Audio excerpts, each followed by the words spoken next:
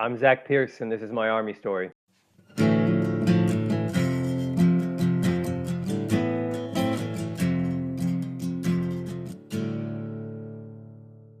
Zach Pierce, welcome to the show, bro. Hey, it's good to be here. I think this is a cool thing that you're doing. I love the name. I think GWOT Goons is that's a good name, man. I'm a big fan of names, and that's got a good ring to it. And we Hey, are. I appreciate it, dude, because I contemplated the name for a long time. Um, I really didn't know what to say, but I kind of figured like a goon was like a hired hit, and like, hey, we were the America's Oh goons in yeah, the global war on terror, so that's why I kind of did it, and then yeah, we're here with it. People like it. We're sticking to it. The logo's cool.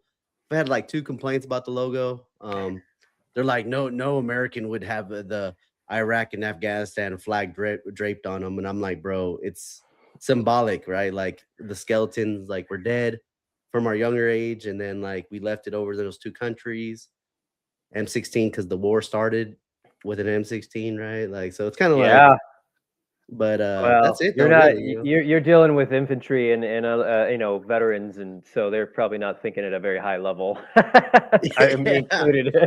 Yeah, dude, yeah, man, it's been wild too, man, and then, dude, people like, I met you on the TikTok, TikTok's like fucking like the dark web, dude. It's like, Oh people are they get so defensive on there, like, "I'm a veteran, even though I didn't go overseas." I'm like, "Dude, I didn't say you were, man. Everybody just calm down, dude. Like, let's just chill." yeah. It's weird how like you found me because I have like FOMO when it comes to like social media and anything cultural. But then I am also like super critical of it. So I'm like always judging it and not watching like the show. It took me forever to fucking get on Game of Thrones because I hated the fan base, right? And then I watched it. I'm like, it's pretty fucking good. Maybe I should just stop overthinking this shit.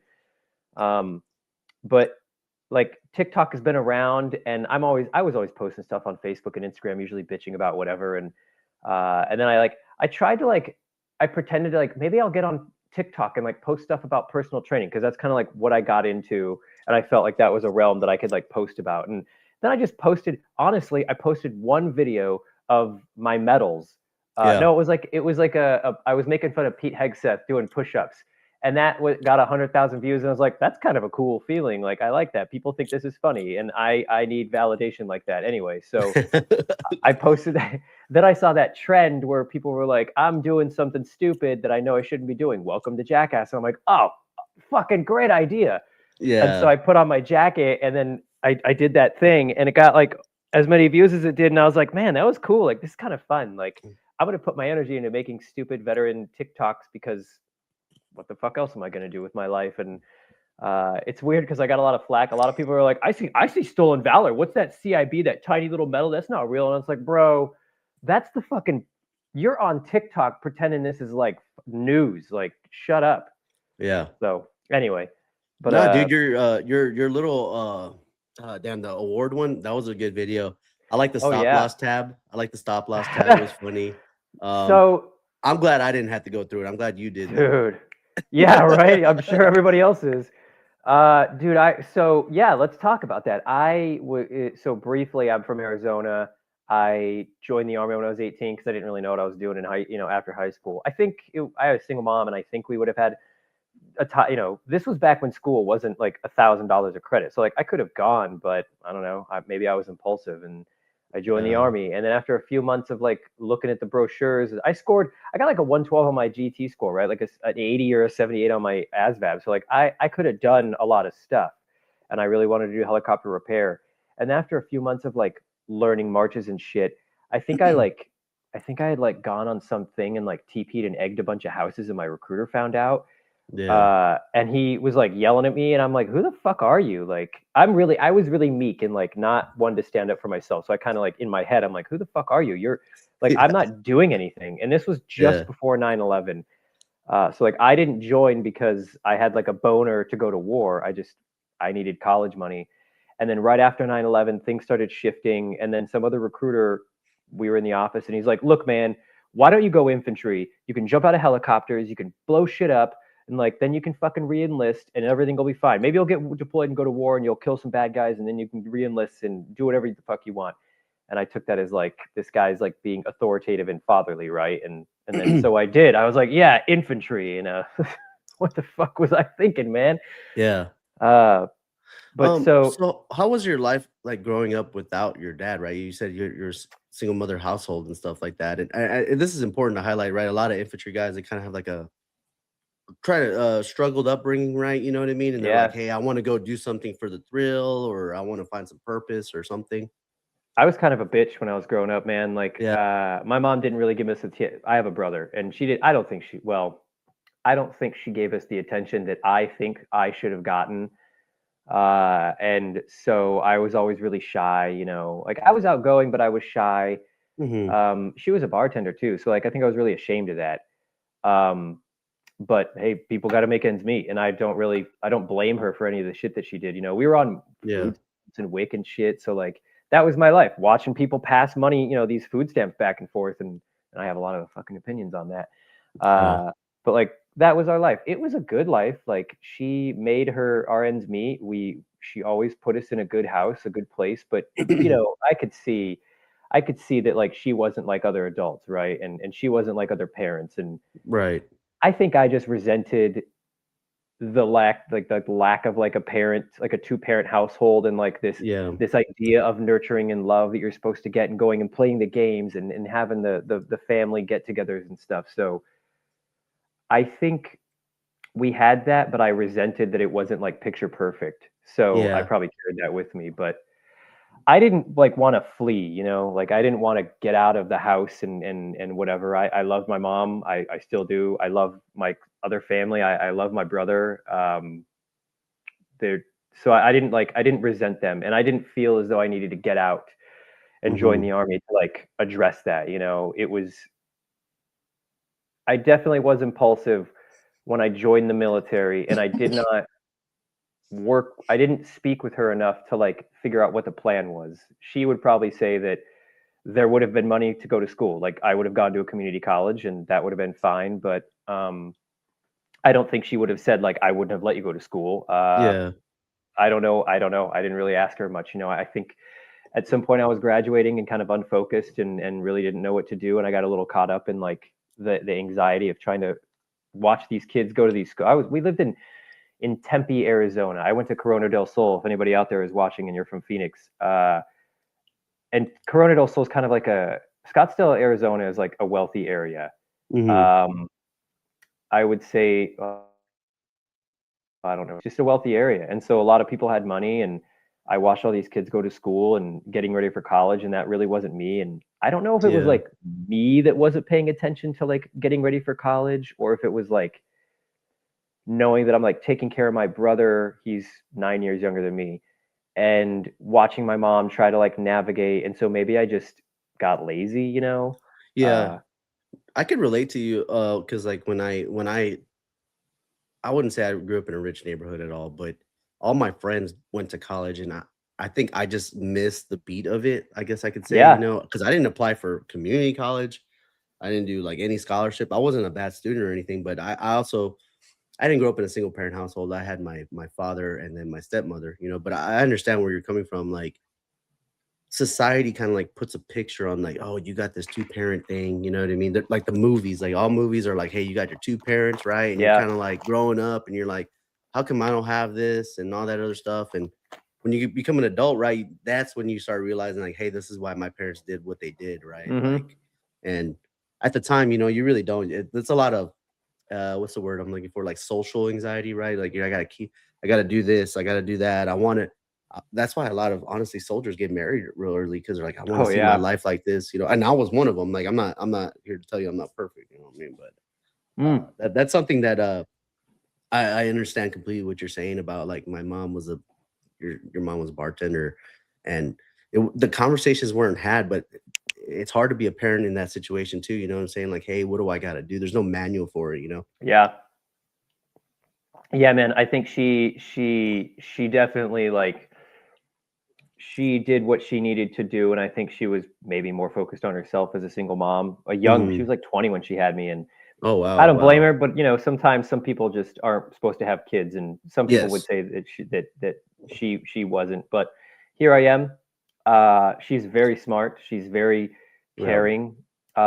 She taught me a lot about the world that I see now, Mhm. and I appreciate that, and I appreciate what she went through, Yeah. And, you know, uh, for you being a shy kid, you said, man, you're pretty active in that the social world now, dude, you know, dude, I and was, you're funny, dude. dude, thank you. I was a fucking attention seeking little kid. Like when I was growing up, like In Living Color, you remember that show? No, dude, I'm a Dude, it little was a sketch show like Saturday Night Live, Yeah. and I was growing up when Jim Carrey was on that show. Uh-huh. And Mike Myers was doing Austin Powers, and Chris Farley and all these guys were on SNL, and I I really liked their overt sense of like humor and like outgoing. It was just off the wall, right? They're just Jim Carrey's a Right. fucking nut. Yeah. Chris Farley's loud, and I found when I like emulated that, I got attention, and I kind of used that as validation, right? And so Mhm. then I kind of relied on first it was just relying on being overtly just out there. And then Yeah. I refined that into like trying to develop a sense of humor. Like I remember watching Monty Python when I turned like 14. And Mhm. most kids aren't watching shit like that when they're 14, and I just thought that was like, oh, this is great. The Monty Python, and the Holy Grail. Yeah. This is like this level of sarcasm just blows my mind. And so I think that's where that came from. And then I still am very much like an attention seeker. I think because I wasn't getting the attention from my mom and other people, I like Yeah. also I didn't really do sports either. Like I was really shy, and so I was like afraid if I would do. I played baseball and I did karate and stuff, but like Mhm. I just couldn't connect. Right. And like so I just became outgoing and obnoxious, I guess, and that's how I Mhm. validated myself. And then it hasn't gone away. I'm so fucking annoying. Uh, I'm surprised I uh, got my E5 in the army, dude. Yeah. People, but yeah, But, I mean, of course I'm on social media because like I got people have to know what I'm thinking. I want people to know that I want them to know what I'm thinking, So I can't miss out on this Yeah. validation. Yeah. It's too much. Maybe I'll get paid by some fucking asshole. You haven't got paid yet, huh? No, I mean by like social media or whatever. I don't Oh, even know how okay, that okay, okay, works. You know what I okay. mean? Okay, yeah, yeah, yeah. Um, But so when you're 18 years old, you know, you joined the army, like, was there a thought of any other branch? Like, I mean, like I me don't personally, know, I was man. like, I'm gonna go to the fucking Air Force, but didn't really work out, obviously.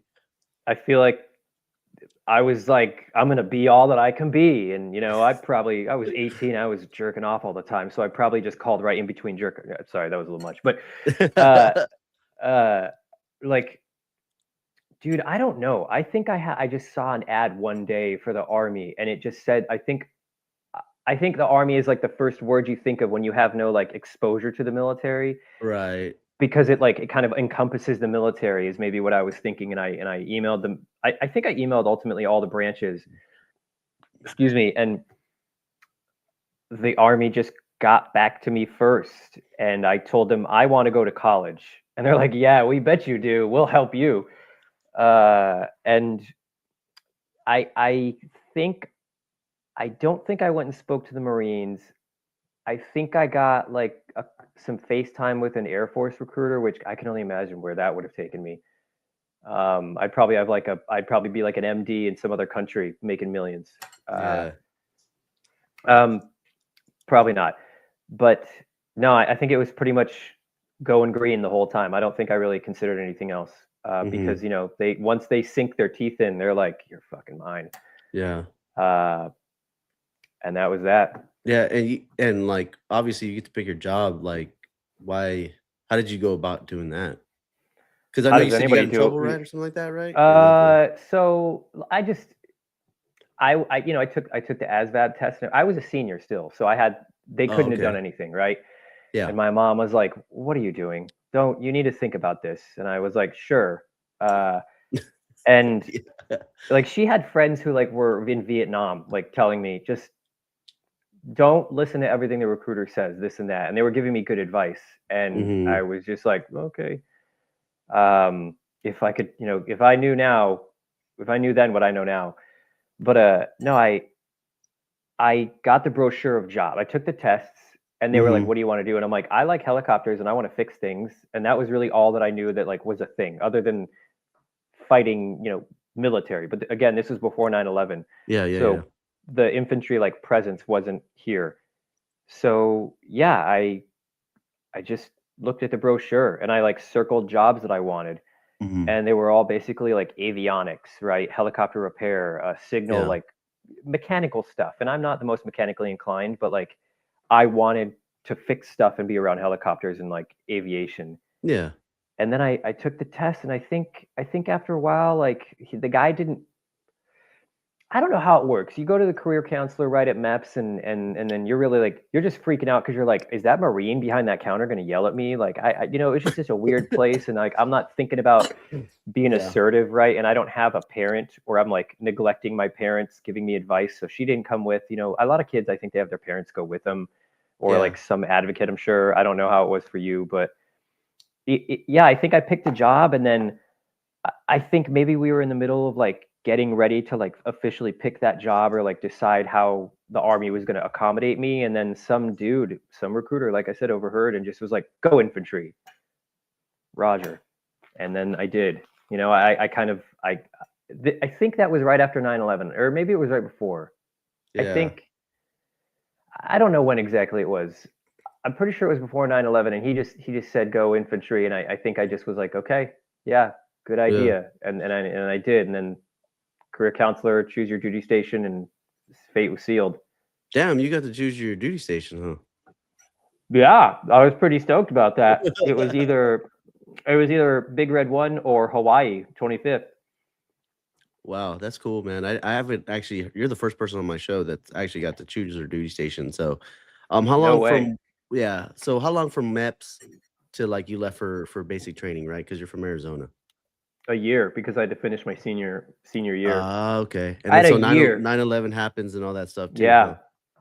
Yeah. 9/11 happened. I remember I was a big news watcher. Every morning I'd wake up, watch the news.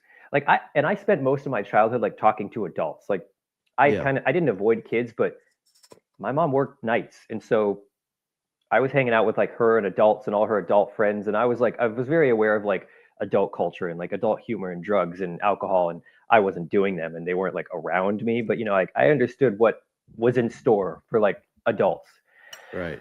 and I kind of liked that, but it also made it hard for me to relate to kids. But anyway, the question was, what was the question? So Oh, how long before I left MEPS? yeah. Yeah, Okay, so so I you sat for a like I year. don't know what Arizona's like, but like obviously like where I'm at, the graduation is like usually like May or June. Okay, so I don't know if Oh that's yeah, like same. Where are you? I'm in Texas. Okay, what Okay, part? so the San Antonio area. I have a friend who's in Seguin. Oh, okay, cool. Yeah, Real good it's friend. There's four of us that served in Iraq together, uh-huh. who we talk every day. I mean, there's not a day that goes by that we don't chat, but Oh, that'll come nice. later. Yeah. So yeah, so like you graduate May and then like you're off to basic training to Fort Benning, right? Yeah, I think I graduated in May, like right before my birthday, Mhm. and then I think I had like 2 weeks before I left, so I went to California to visit some family who lives still out. Well, they live in Reno, but my aunt, and my grandmother, and my uncle for like a week and a half, and I had a girlfriend at the time, and they were in like southern Arizona, and so yeah, I had like 2 weeks after I graduated of a year of thinking about, man, what the fuck am I doing? People are just like, are you going to go to war right now? What are you going to do? I'm like, I don't even know. I don't even know Yeah. if I'm supposed to be proud of this. Like, this is crazy. Yeah. So, Um, but yeah, and then in June I went to basic training, Sand Hill, man. so how was it like I mean, I don't know if you probably didn't leave the country or anything, but or the country or the state. So like this is probably your first time out of the state, right? Yeah. Like at Arizona. I'd been to California, but I mean, a couple times, but that was it. So the coast, right? Or like Georgia area, right? Like East Coast area. Like how did you feel? It's humid, it's not dry heat. It's you know, what's it like, dude? You being a shy kid and everything when you first get there. Yeah. Uh, Georgia was something else, dude. Like I remember, I didn't. You get off the plane and like you go to. I don't even remember where I was like supposed to go or how we got to like the terminal to get picked up. Right? You get off the plane and this airport's big, and it's obvious that we need to go to a place, and then you go outside and everything seems okay, but it was, man, it was humid. Like Mhm. Arizona's, well, I mean, well, Texas is just like fucking worst weather. Yeah. I've been to El Paso though. It's dry, so like it's the It's, same yeah, thing.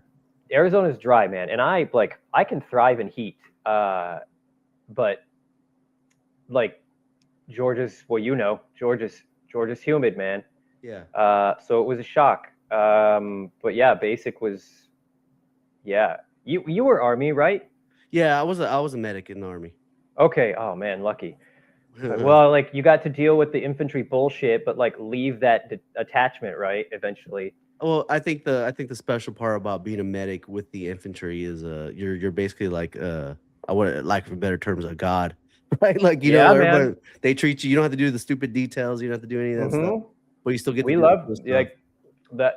Medics are like the only medics and engineers are like the only fucking I feel like Pogue, right? Non combat arms MOSs, which Yeah. I will always lump like combat like medics in with that. Like I think I did a Mhm. video the other day about like what a Pogue is. People fucking Yeah, I loved saw it, that, yeah. and I was like, M medic is a grunt, like a combat engineer is a grunt, maybe an MP, which It's but debatable. Um, yeah. so when how was basic training for you? Like, were you like? I mean, I'm just going off what you look like now. You're like real skinny. So like, how was it physically and mentally for you? I've always been skinny. Yeah. So this is no change. Physically, I worked out. I wasn't really someone who exercised much. Like I rode my. I was out and active. 90s kids, like 80s, millennials, like we were out, dude. We were outside riding our bikes, hanging out, Right. playing sports and shit. So like, uh, it. I was shy. I overthink things, and so like understanding commands and like what to do was sometimes that was the hardest part. Like making sure I didn't mess up and make a fool of myself. Like Yeah. and taking the wrong command, and going the wrong place. I think physically, I think you just fucking do what you do. Like I'm not some push-up PT stud. I mean, I am now, but then, dude, I was just a kid who had worked out a couple times and played some sports and could just do what I needed to do. I think I wasn't a bitch. Like I just, I did what I needed to do, and uh, yeah, I think basic like was fine. Mentally, it was just like I don't know about you, but like I live in this state of like where everything to me what that I experience is just I think it's my perception is that it's so much more profound than it actually is. I Mhm. think that term is like collapsia or some shit. Oh, that's Like a big things are word. just right. It's a song. That's the only reason I know that word. But and I don't think anyone ever uses it. But I just think the point is that like I am really into whatever I'm into. You know what I mean? Yeah. And basic was just very heady for me. And I'm just like watching people. I'm watching people change across, 3 months or whatever. And I'm watching Yeah. every interaction was very like visceral for me. So I think that was probably the hardest part was to not focus on that and just be in it and go with it. But like physically, I think I may have lost some weight. Like demanding wise, it wasn't too bad. You just do a bunch of push-ups, get smoked, and eventually you're not going to be able to do push-ups, right? And eventually you're not going to fucking be able to march, but you're not going to stop because like you can't, right? You can't. Yeah. You just have to suck it up, man. Like I remember our first like road march. I think it was like 3 miles, and everyone's building it up, right? Like you're like 2 weeks in, they're like, we're gonna do a road march. They wake you up at like whatever, oh dark 30 to do this stupid ass road march, and you have your ruck, and I don't even think we'd like learn to pack anything. I don't even know what was in my rucksack at that point. I think, uh, but they're like 35 pounds, and you got like the murmurs of the other people, like the other uh, dudes in basic, and they're like 35 pounds, got to be this, and it's like I don't know what these mean. Yeah. So like that first road march was like I'd never really done that, so that was like interesting. I think uh, it sucked because like it was 3 miles is a long way in the middle of the night when you can't talk and you're going like 1 mile an hour, right? Um, Mhm. Other than that, I think running was hard. Like getting used to Yeah. running because I had run, but like I wasn't a runner, so I Yeah. got shin splints real bad, and that sucked. Right. But I don't know, man. I tried to keep my head down and just do what I was told, Yeah. and just go for it. Like I wasn't going to be someone who quit because I was committed, Mhm. Um, I just pulled myself through it, dude. Yeah. Um, so like when you graduate basic training and you continue on like in infantry school, right? You stay there. Like Hmm. how did you experience that? You're It learning was weird. tactics, and stuff like that. So I don't know what it's like for you. Where do you go to basic? I went to Fort Sill, Oklahoma, and then I had to Okay. go to the training in San Antonio. How long was your training? Dude, it's like 4 months long, dude. Whoa. Yeah. I think ours is, I think y'all's is like maybe like 6 additional weeks. yeah. Yeah. Yeah. I mean, you don't go anywhere, right? So Right, right. you don't graduate basic training. You graduate basic. You go from basic right Yeah. into to AIT.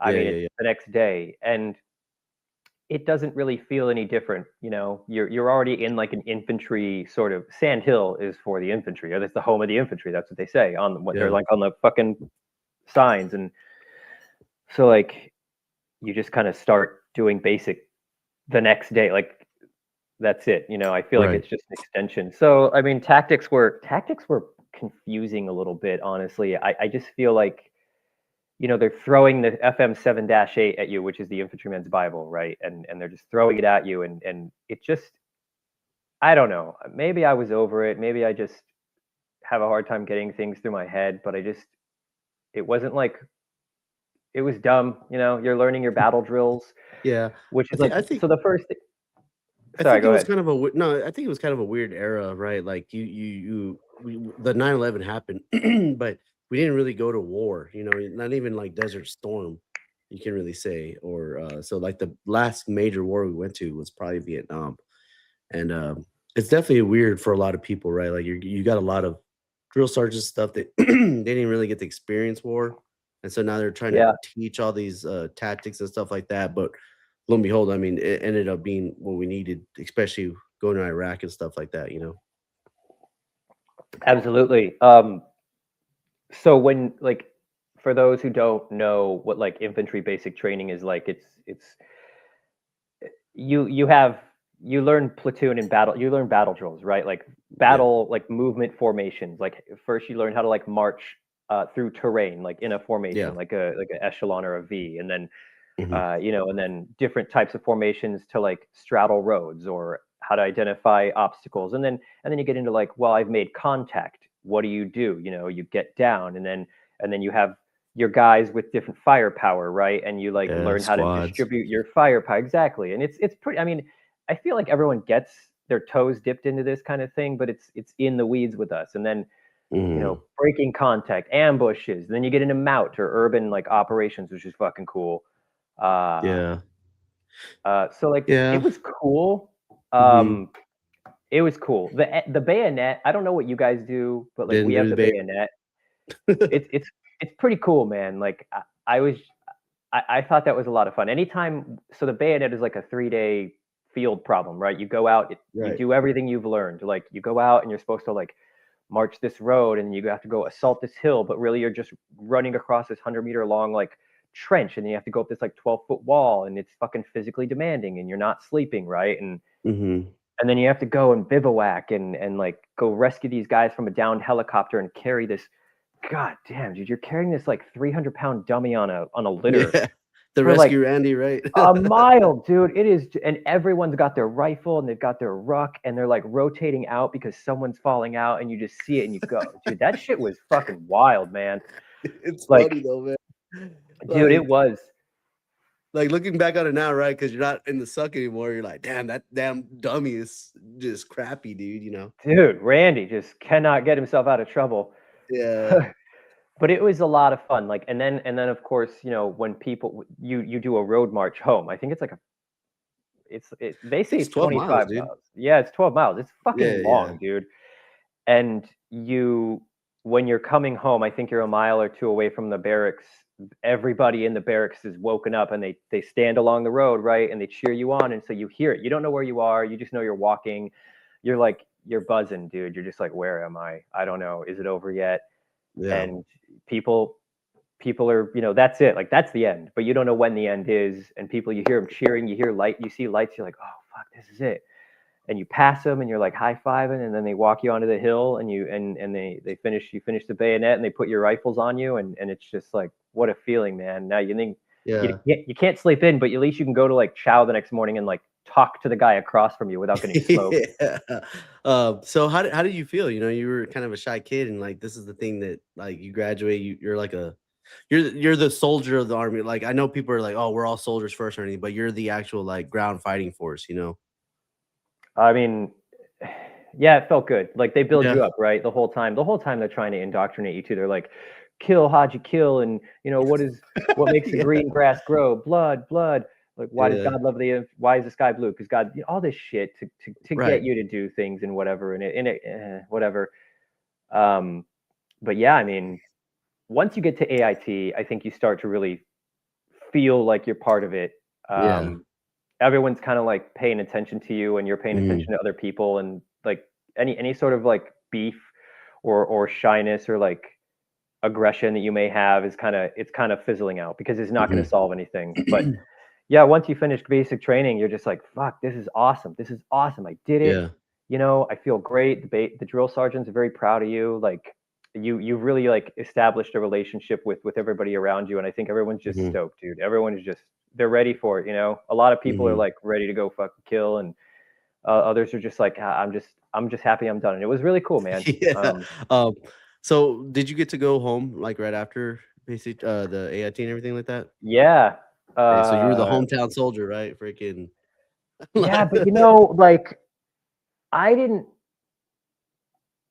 I didn't like stay in touch with my friends when I went to basic, so I think they were already probably in college at that point because I was like late September. So I think they were going to college. And I had my girlfriend stayed yeah. with me through basic. Man, that's awesome.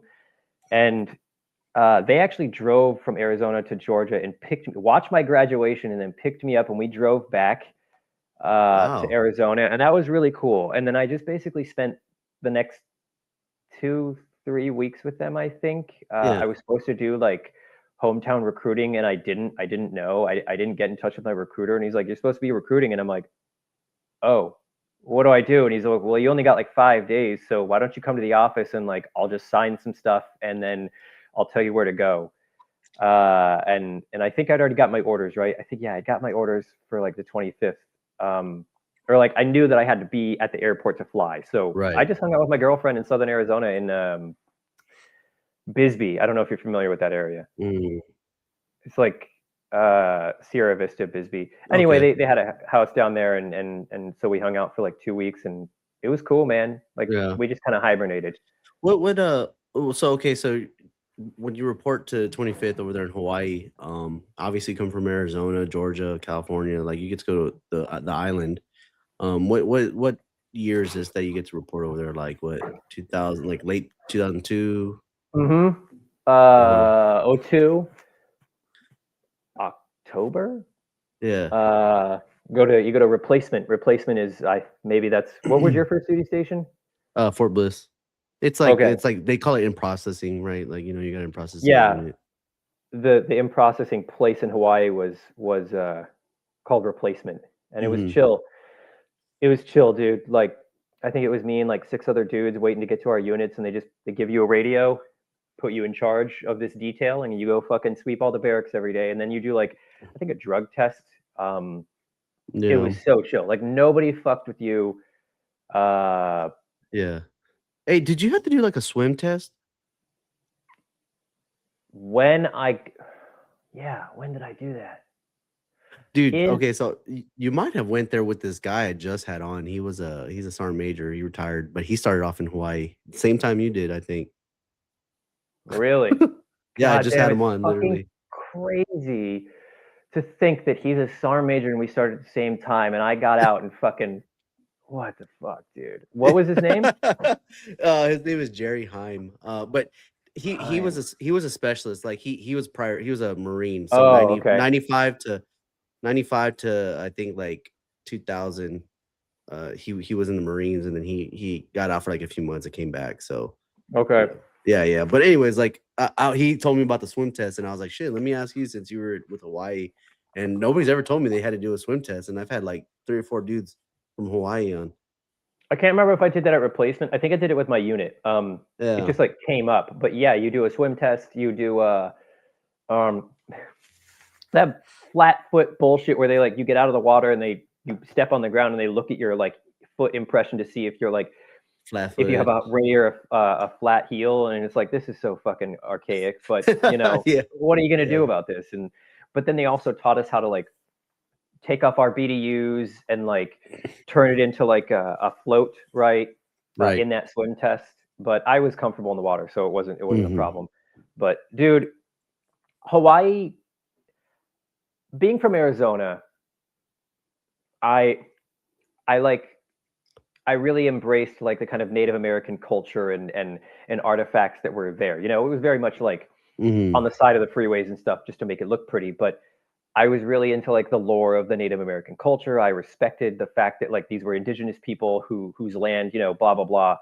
Um, but it was very much a part of my upbringing. Like I'm part Native American from Ohio, so I wasn't raised like in a tribal sense. But I understood the plight. I understood what was going on, and I really revered like had a reverence for those people and Hmm. and what was going on. But Hawaii, dude, Hawaii is like another country. It's not America until like 1950, right?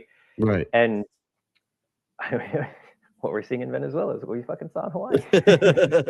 Sorry, but like they took over that country. That was a kingdom that had generations, of like of its own sovereign rule, and the people there are just they're beautiful, welcoming people with these really great traditions, and I just immediately fell in love. I'd never been there. When I'm flying over there, I'm like, "All right, am I gonna be able to buy like a used car here? This is like a luxury island." And then you get Yeah. there and you go to places like Wahiwa. For those who have been to, there was a dude you had on a couple like a month ago who was 127, and I know you would know. That cat would know Wahiwa. Wahiwa was not the best place. Um, so that was like, that tripped me out. It's like, dude, this is like a fucking where you get hookers and drugs and shit. Like, it's really not a great place. Like, Yeah. it's Um, not that those are bad things, but like the town itself wasn't great. right. So But when you you get get to there and you do it. Sorry. no, you're good, dude. So when you get there to like your first like unit and everything like that, like that's like the real army, right? My drill sergeant used to call it the realarmy.com when you get to your unit, right? Because like basic AIT is like a perfect world, right? Like that's the only thing you got to worry about. Like you got to do this. Like we're funded pretty good and everything like that. So like how was when you first get there, like when you first meet your team leaders and everything like that? It was a trip. My unit had just gotten back from literally was coming back from a field problem like an FTX, and it was in a place called the Kahukus.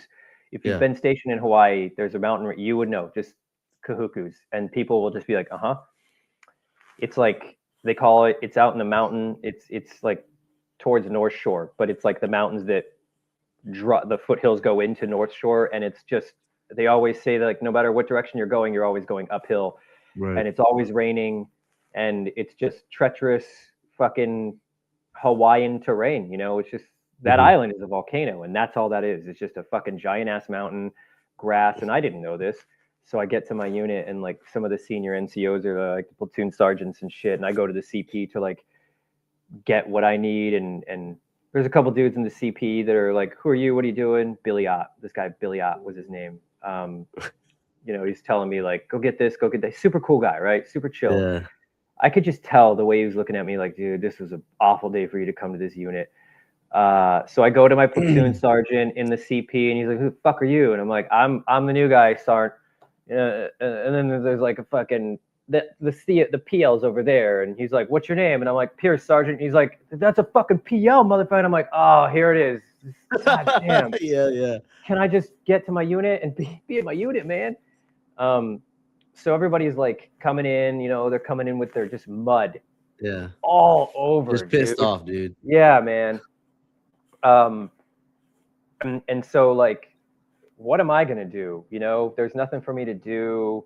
Like my team leaders, squad leaders, no one's there. So someone in the barracks in the CP just gives me a room that was in some other platoon's like section, and the dude who was in that previously had just cleared like the week before, and it was nice. It was our barracks were like a college dorm almost. It was like it was like a quad, like 4 buildings, right? And our 2-5, I was in the 2nd Battalion, 5th Infantry Division Bobcats. That was my first unit, Alpha Company Quick Strike. And I was on the barracks, like building facing the road. And our, it's like 4 sections for each company. And I was on the 2nd floor, and I was in like the 1st platoon area. And my room was like a single, like the NCO, like the senior enlisted barracks room. And so it was like a private room. It was big. Some dude came in. I just sat there. I don't know what the fuck to do. They were just like, stay here and don't, you just need to report here tomorrow at like 06. And I was like, okay. And my other platoon members were like in their rooms on the other thing. So I was like, do I go over there and talk to them? I don't know. I don't want to get yelled at. So I just kind of sat in my room, and some other dude came in. He's like, who the fuck are you? And I'm like, parade rest. And I'm like, I'm Pierce. I'm Private Pierce. And they're like, fucking, you can chill, dude. Like, we're off. Just like, he was like, hey, is there any beer in that fridge? And I was like, yeah, there is. The guy before me left. And so he had a beer with me. That was cool. So like, I kind of got over my first day because everyone was just like, coming back from that field problem. They weren't happy with me when they ran into me, but like, I don't blame them, man. If I come back from like the Kahukus and like there was this new dude all shiny boots and big smile, I'd be like, fuck you, Cherry. Yeah. So the way you progress, right, through like through your unit, right? Where we start going to Iraq and everything like that, right? Like we're in the invasion of Iraq. Like, what are they kind of like telling you guys, like, hey, we need to get ready for this, or we're not really doing anything, or you know what I mean? Like, 25th, up to? 25th was weird. I don't think anybody really expected 25th to go anywhere because it was user pack, right? The Yeah. murmurings were that like we would just reinforce the Pacific, whatever that meant, and I don't know how our funding was like actually relative to other units like the 18th Airborne Corps or whatever, but like 25th was pretty much the only unit on that side, right? Well, I mean, there's like Guam and other stuff, but no, I think they were telling us we weren't going to go anywhere. And then around 2003, so like the next year, we went to train cadets at West Point, which was super cool. Yeah. Then they're talking about like deployment rotations, and I think when we were out there, they pulled out a rotation list of like all the fucking units, and ours was on there, and it said like so I was 3rd Brigade, and then there was 2nd Brigade, and that dude that you had on who was a Wolfhound, which I ended up going to Wolfhounds as well. He was 2nd Brigade. So 2nd Brigade was going to Iraq in like 04, and we were going to Afghanistan in 04. So we were stoked, but like I don't think. Hold on, let me think. I was that. Yeah, that came down, and we were in West Point, I think, and then we were just like, cool, we get to go to war. I think some of us are kind of like jealous of the dudes going to Iraq. Yeah. Who the fuck wants to be jealous of going to the invasion, right?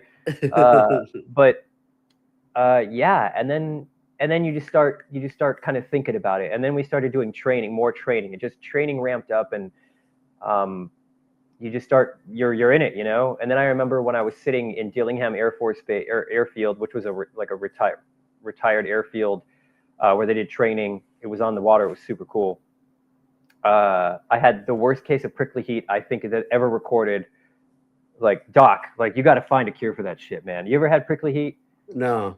Do you know what it is, right? No, I didn't even heard of it. It's right like now. when you sweat and like your pores get clogged, the salt like okay, condensates on the pore, and so instead of like coming out, and it forms these really large crystals that clog the pore, and so anytime you move or touch something, it just scrapes up in the pore, and it feels like someone is taking a cactus and just across your back. It is miserable. Wow. There's nothing you can do about it. Maybe someone can like pick the salt out, but like, oh, it's awful. So that night I'm like recovering from that, and this dude someone bet him that he would a pack of cigarettes that he wouldn't eat a centipede, which is centipedes are out in Hawaii and they're no joke, dude.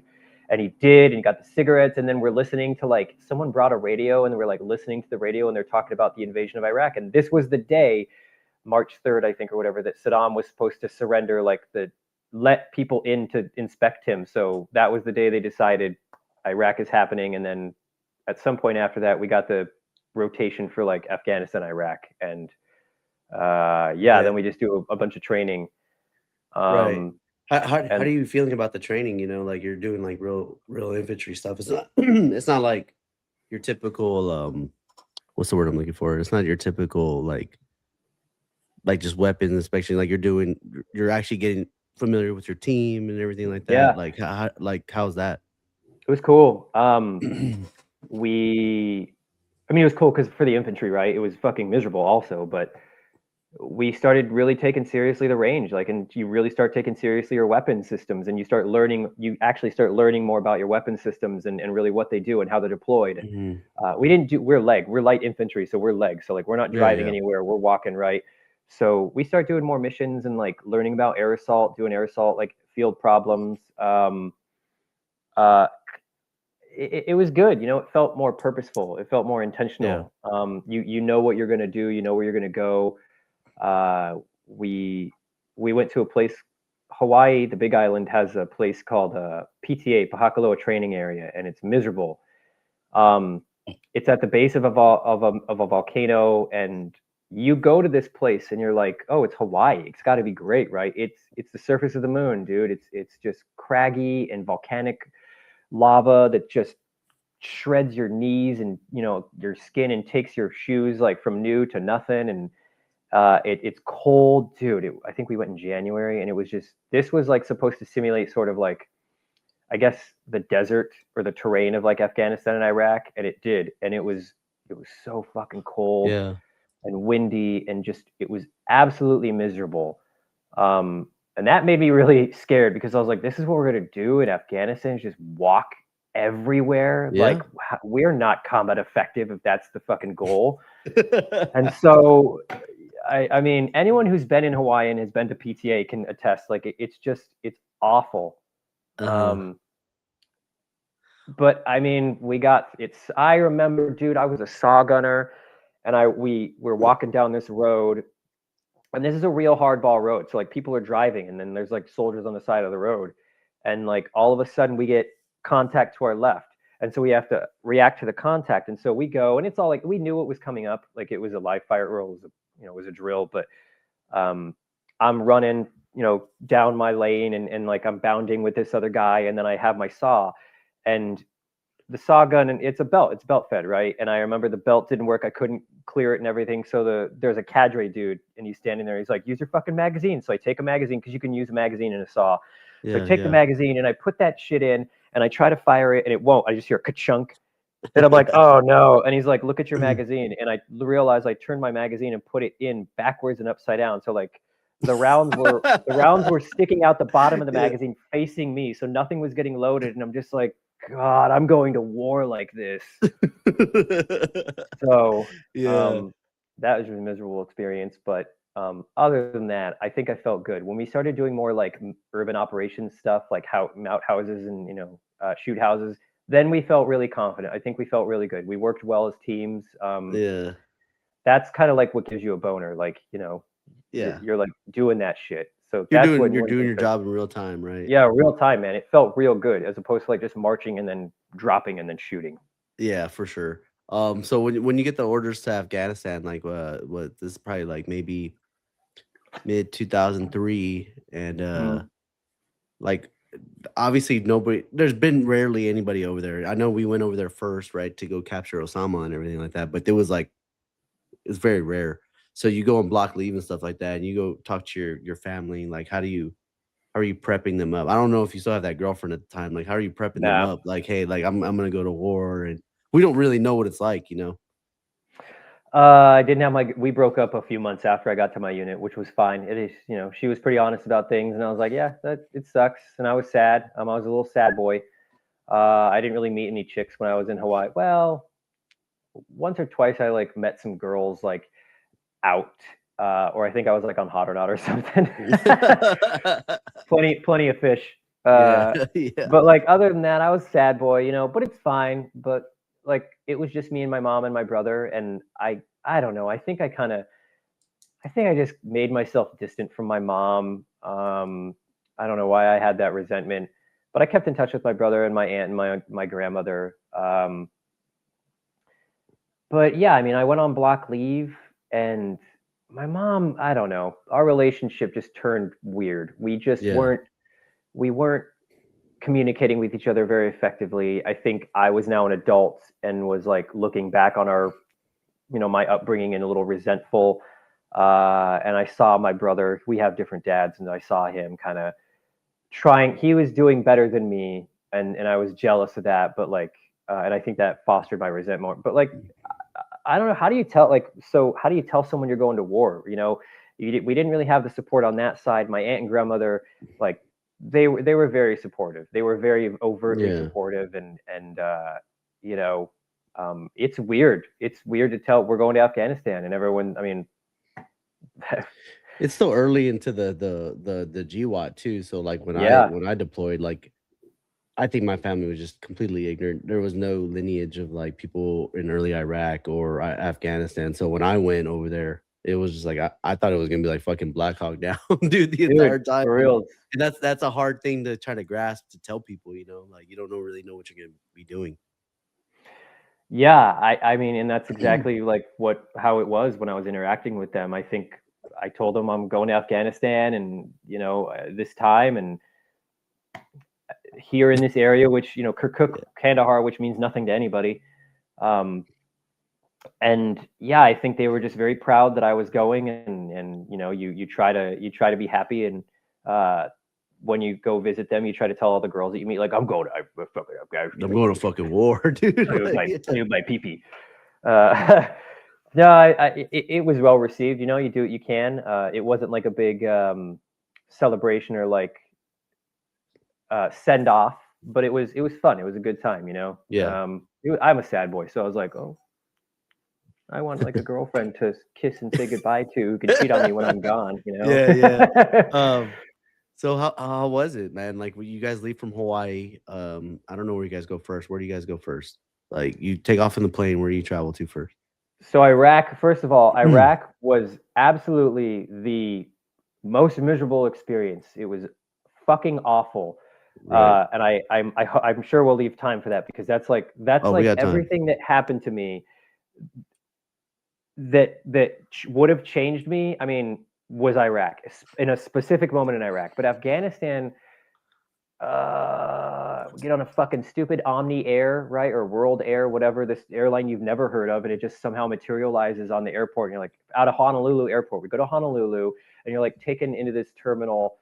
You can see people, and people can see you, and everyone's like, "What the fuck's going on?" And you just like your last, I could touch you, but I can't. You get Yeah. on this plane, and the first place we stopped,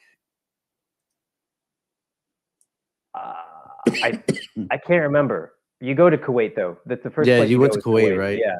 Yeah. And I think it was Camp Doha, and that's trippy because you're like in the bus, right? And they're like, "Don't open the windows, don't look out the windows," and you just all you expect. I don't know what you expect, but I saw, like, I didn't expect to see hardball black roads and signs in English. I don't know, that's culture shock, right? Even though I'd already been in the army, and you get to the airport, the drive is an hour and 15 minutes, right? So it's just long enough to like really relax and hope it keeps going, but then it's short enough to where you're like, that wasn't fucking long enough. I don't want to be Right. here. Yeah. Um, but So, yeah, Kuwait's Kuwait. I mean. no, I didn't go to Kuwait. I've only been to what's it called? Manis. It's in Kyrgyzstan. Yeah, Oh that's where I yeah, went. that's where we went next. So we go to Yeah. Kuwait, do our training there. They Yeah. like teach you about IEDs and the Afghan people, right? And you get like brochure. Well, we'd already gotten them, a little like brochure pamphlets that teach you like certain words in Pashtun or Farsi and Dari, and Yeah. fucking the a little fucking primer on the Afghan people, right? Mhm. Um, and then they teach you about like the threats when you're in Kuwait, and it's just Kuwait is just, it's like a blow dryer with heat in your face at all times, and Yeah. it's just miserable. And then we go to yeah, then we went to Kyrgyzstan right after that. Was like Yeah. Kyrgyzstan to Afghanistan. Yeah. When you're and you said you were in Kandahar, like, are you kinda like how are you feeling as an infantryman, right? Like the everybody thinks the war is in Iraq, and you're going to Afghanistan, like kinda bummed out or you're like happy or Yeah, I think everyone was a little jealous of people going to Iraq, because Afghanistan already felt like it already felt at that point like an occupation to everybody. I don't think Osama had bin Laden hadn't been caught yet too. So like there was that. There was the allure of like being the unit that could catch him. But at this point, I don't think we knew. It just Iraq had just started. The invasion was just starting. That lasted maybe the better part of a year, and then there was like still like good combat going on for like a year and a half, 2 years. And so we're in Afghanistan, and she's like, what the fuck are we gonna do here? And so we get to Kandahar, and that's still like what I think to this day about what we did. But it ended up being a really beautiful deployment, despite like the losses. But you get to Kandahar, and then you saddle up and you go to your fob, right? You go there. The main fob is in Kandahar, and then right, Kandahar. No. Kabul. Kandahar. Yeah. We went to Kandahar later. We go to Kabul, Bagram. Big beautiful Okay. Bagram. And then we went to another fob outside of Bagram called Ghazni, and Ghazni was like actually Ghazni was cool. The UN was doing provincial reconstruction out there, so there was like a whole UN USAID thing that was doing like provincial reconstruction and like humanitarian shit. So we had more of a humanitarian role, but you fly into your fob, and it's like you don't know what to expect, dude. It's just a mud compound. It's just a mud compound that it trips you out. You're like, this is like medieval times, Yeah. But what were you? So like, what do you guys? What do you remember doing? Like, what was the mission? Right? Because like you said, it was like humanitarian type stuff, and but obviously the Afghan people are not. Okay, I wouldn't say all of them are not peaceful, but they're birthed in that war, like from the Russians and like all that stuff. I don't know what they thought of us. I think they were mostly helpful for the most part. I think they were all pretty, mystified as to our presence as much as we were, but they were helpful. I think they were. I don't ever really get the sense that they had any sort of hostility toward us. I think if anything, they were tolerant and confused. Like maybe that was a matter of messaging on the Allied forces' behalf. We were in this fob called Ghazni that had been around for maybe a year, so like we had a presence. But the UN also was coming in and doing their UN stuff. So like that's a different element, right? With a different like message. It's a political message. And we were mostly just driving around, chasing around after this mullah and what this, but there really wasn't like. I think our fob in Ghazni took indirect like twice, and the people before us, they I think they did a couple snatch and grabs out in like the city of Ghazni, but like I don't think there was much of a threat there. We did a couple raids, which were pretty fucking cool, because like they kidnapped or blew. It was like in Ghazni specific stuff. Like we went and did stuff to react as like police, as opposed to like get rid of like or like fight hostile elements. As far as I remember, I was pretty caught up in like just the terrain and like the fact that we were in Afghanistan. It was pretty crazy, man. Like this country's beautiful. Like it is a beautiful country, and like, dude, the mountains are really pretty and everything, but it's just, dude, they're just wild. it's just a wild country to be in, dude. It is trippy to me that like you can drive 100 miles through literally some of the tallest mountains in the world, right? The Hindu Kush, like Alexander the Great fucking conquered this land, right? Long time ago. And like just to think you're doing that, and then you drive 100 miles on a dirt road, and then all of a sudden there's a valley, and that valley opens up to a village, and there's nothing there, and it's like, where did this come from? What is this? It's just, I always really ruminate on that, like what kind of place Afghanistan was, and no wonder the Russians couldn't fucking beat them. And I don't. Good for the Afghanis to put up a fight, but that place is. The deployment to Afghanistan for me was more surreal simply because of like the terrain and like what the culture was like. Whereas Iraq was like pure like fucking chaos and war. But I mean, Afghanistan really developed after you left, right? You know what I mean? And then just like obviously everybody's seen the Korangal or Restrepo, the Korangal, dude. Maywand, like there's just a bunch of stuff that happened after you left. Like I think they were probably just tired of us trying to do this culture change over there, and that's when things started to heat up. And I think that's a big thing, a big factor. But dude, they've been in war for years, and we couldn't. I mean, like I'll say it right now, I don't think we beat them that much, And it's just that that's just how they are as people, and I kind of thought it was kind of weird, but it's a good Yeah. experience though, man. You know, it's a beautiful country. Like Yeah. there's like those oases out there, like in the desert. I was Yeah. in I was in RC South, so then you see all that stuff, and it's definitely eye opening, man. Going to a legit third world country, you know. And even beyond that, right? Because like even Kandahar, I remember our mission in Afghanistan was so trippy. Like it was first it was Ghazni outside Bagram, and then a few months in, we after we had just I hadn't showered in like 60 days, so like we just fortified the fob with like running water, and I remember my first shower was like a Lister bag shower. Someone took Hesco baskets and cut it Yeah, into a small stall and put a Lister bag in there, and that was heaven. And right after we fortified that, like with functioning plumbing, not just piss tubes, um, we went to. yeah. I love explaining shit like that. Like just Dude, go to the piss tube. I'm just Like laughing about it, dude, because like you tell anybody that's never been in the military, they're what? like, "What the hell were y'all doing, dude?" This Like, fucking big 7-inch wide fucking pipe with mesh on the back, and it smelled so bad. yeah, Then we got moved over to Kandahar, outside Kandahar, called a place called Tarin Kaut, and like Uruzgan province, which the 22nd Marine Expeditionary Unit was out there doing some shit, and I guess they had been like in some shit, like they were there was combat out there, and this is right outside Kandahar, and we got moved over there, and it was a trippy little move, and then from there we got pushed out to like our battalion pushed out our units to these separate fobs that were it was different, dude. These fobs were probably like 40 miles away from each other, but like mountains in between. It was like a 2-hour flight, like a 10 hmm hour drive. So we drove for 12 hours in our little convoy to get to our fob to get set up, and this actually became Fob Anaconda,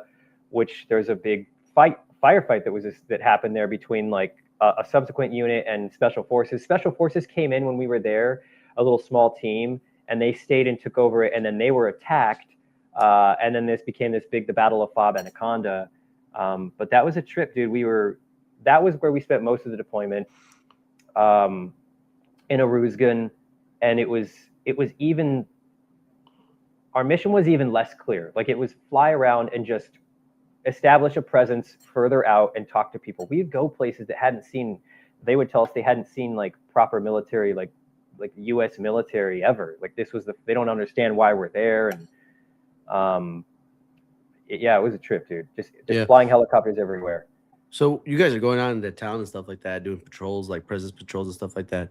Are you guys getting into like ticks and everything like that? No, man. Like we, I, I think if when we did, and I think it's because we were there because we created it. It's not like because there was hostility. Excuse me. So Charlie Company, not that you can tell what this means, but like Charlie Company was somewhere over here, Mm, and they had some activity. There was like supposedly Al Qaeda that was like in that area that had like Kandahar was like a stronghold, and I think they were pushing out and they were like getting into these areas, and Charlie Company was like having some engagements and IEDs, and one time there was a big battle that like a helicopter got shot and didn't blow up, it just dropped, and there yeah, was some shit. And then for the most part we were just in our valley walking around, kind of going through the bazaar, buying shit, eating food with the locals, just hanging yeah. out, and there wasn't really anything. And then there was like IEDs started to get like Develop. buried and shit. Yeah, and so apparently there was this plane that would fly around and like send radio signals down and like would blow up IEDs. I don't. So that's what someone told me.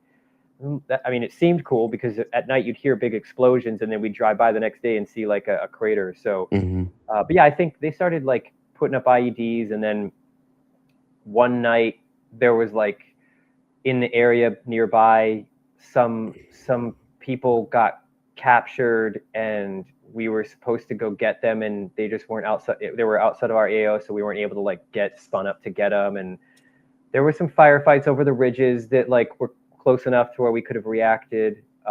One we had a couple ambushes that were setting up. A couple IEDs. So we started getting hit with IEDs right after like 3 or 4 months, and then one night, probably after like 6 months at this fob, so the fob was at the base of this mountain, and there was like a peak, and at that peak was OP double raised, so like a security, like an overwatch, and then Yeah. right below that was another one, and then at the other like bottom of the spur or whatever was like a little one that watched this road, and OP Devil Rays was here. The fob was like down at the bottom, and then over here was a mountain peak that wasn't any taller, but it just was like there was a saddle, and there was just like another peak, and it just there Mm-hmm. was nothing there. So we kind of that was like our range of zone of fire or whatever, and we got attacked from that thing. I was on the OP Devil Rays that night, and we got attacked. Like they didn't shoot us. They shot like at the base, but like not at it, right? Like none of the rounds were shot into the fob. They could have. It was a perfect ambush. Like they shot RPGs from inside, like the perimeter, like outside at the base of the hill. So like it was a coordinated effort, but like they all fell short. I think one RPG made it into the base, um, and I don't know if we killed anybody because we went over to that hill and like we didn't see anybody there. Yeah. And so then we started getting aggressive. Then we started Mm-hmm. like flying around and trying to find like what the fuck was going on. And then I don't know if this is like what it was for you, but like I feel like the story of Afghanistan for every unit specifically was to like catch mullah whoever, mullah fucking asshole, and there's always some local like mullah, right? Mullah Jazim was our guy, this red beard guy with one leg. I don't know. Every time we had to capture someone, he had one fucking leg. It was like a Uh, pirate, dude. yeah, it's like how is this guy? He's everywhere. He's all over the country, and so we had to go capture him. And this was in the winter time when it was just like 15 degrees, and Yeah, your it's toes cold. are frozen, and you're sitting in the back of the LMTV, and you're just facing. There's no security, dude. Like, I'm sorry, it's too cold. If I get attacked, dude, like I'm not gonna just kill Yeah. me, dude. Like it's You gonna be rather so react to cold. it than pull security, right? You're like, Yeah, fuck it, dude. whatever happens.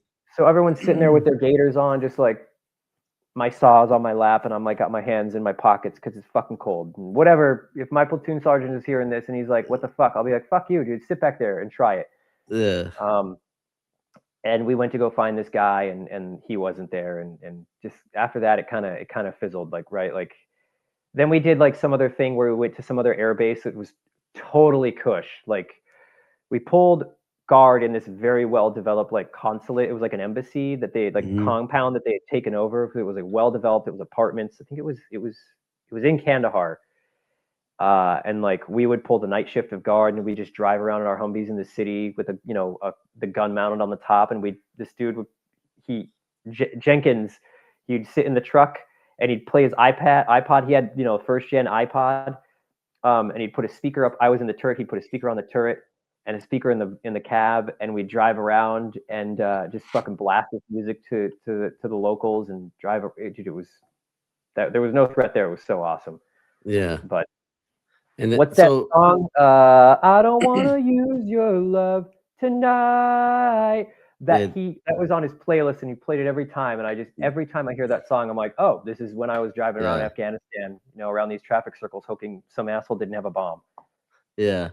Like after you get done with this deployment and everything like that, and you make your way back to Hawaii, how are you kind of feeling as a young infantryman?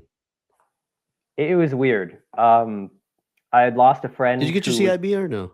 I did, yeah. Okay. It was like a blanket CIB, I think at first, and then we like Yeah. had fire. Like we took fire and like engaged. So like it was, at first it felt kind of shitty, but you'll wear it anyway because it's a CIB, and Yeah. And you're a then you earn specialist, it. right? You're like, fuck Yeah, it. absolutely. Um, so yeah, we get back and it was good. Like it felt good. It felt nice to be home. Yeah. I don't think there was a guy that I served who was in another company who Brian Hobbs was his name. He was a squad or platoon sergeant, and he passed away. He was hit in an IED, and he was killed. And I knew him because he was from Arizona, and we had gotten to know each other like kind of on the deployment. And I went to visit him when I was on. We went on R&R together, so I went and hung out with him in Arizona, Oh, and okay. that was cool. And then like 2 months later, he was killed in an IED. So that was like fuck. And Yeah. there were a couple other people that were killed. I don't know how many people the battalion lost. Maybe four. Not to mitigate it, but not a lot of people. There wasn't much hostility, so it was just like I got back. I got 11 months. I got 11 months, dude, and I'm Yeah. I'm out. Yeah. And And you're 100% sure, like you're like, I'm out. I was. They did this thing like I think you go in R&R and you're just like, I got all this money, I'm just gonna blow this shit on fucking cars and whatever. Um, it was great, man. I hung out, I reconnected with friends, I felt good. I was starting to plan like my, well, I don't know what I was planning, but I was happy. Yeah. And then 2-5, it turns out my unit was getting disbanded after that deployment, and it was like, well, fuck, where do I go? So then 3-quarter Cav was like opened up as kind of the replacement for that. So a lot of guys who had time on their contract went to 3-quarter Cav. I was put into some.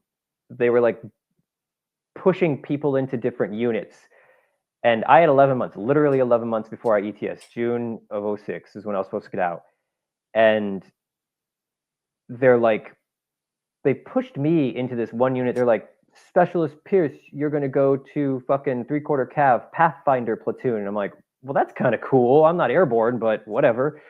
So I thought maybe I'll get like an airborne school or something. And I was like, wait a second, I don't want to stay in any longer. But no one thought about like staying in. And then I think the intent was just like, let me ride it out or whatever.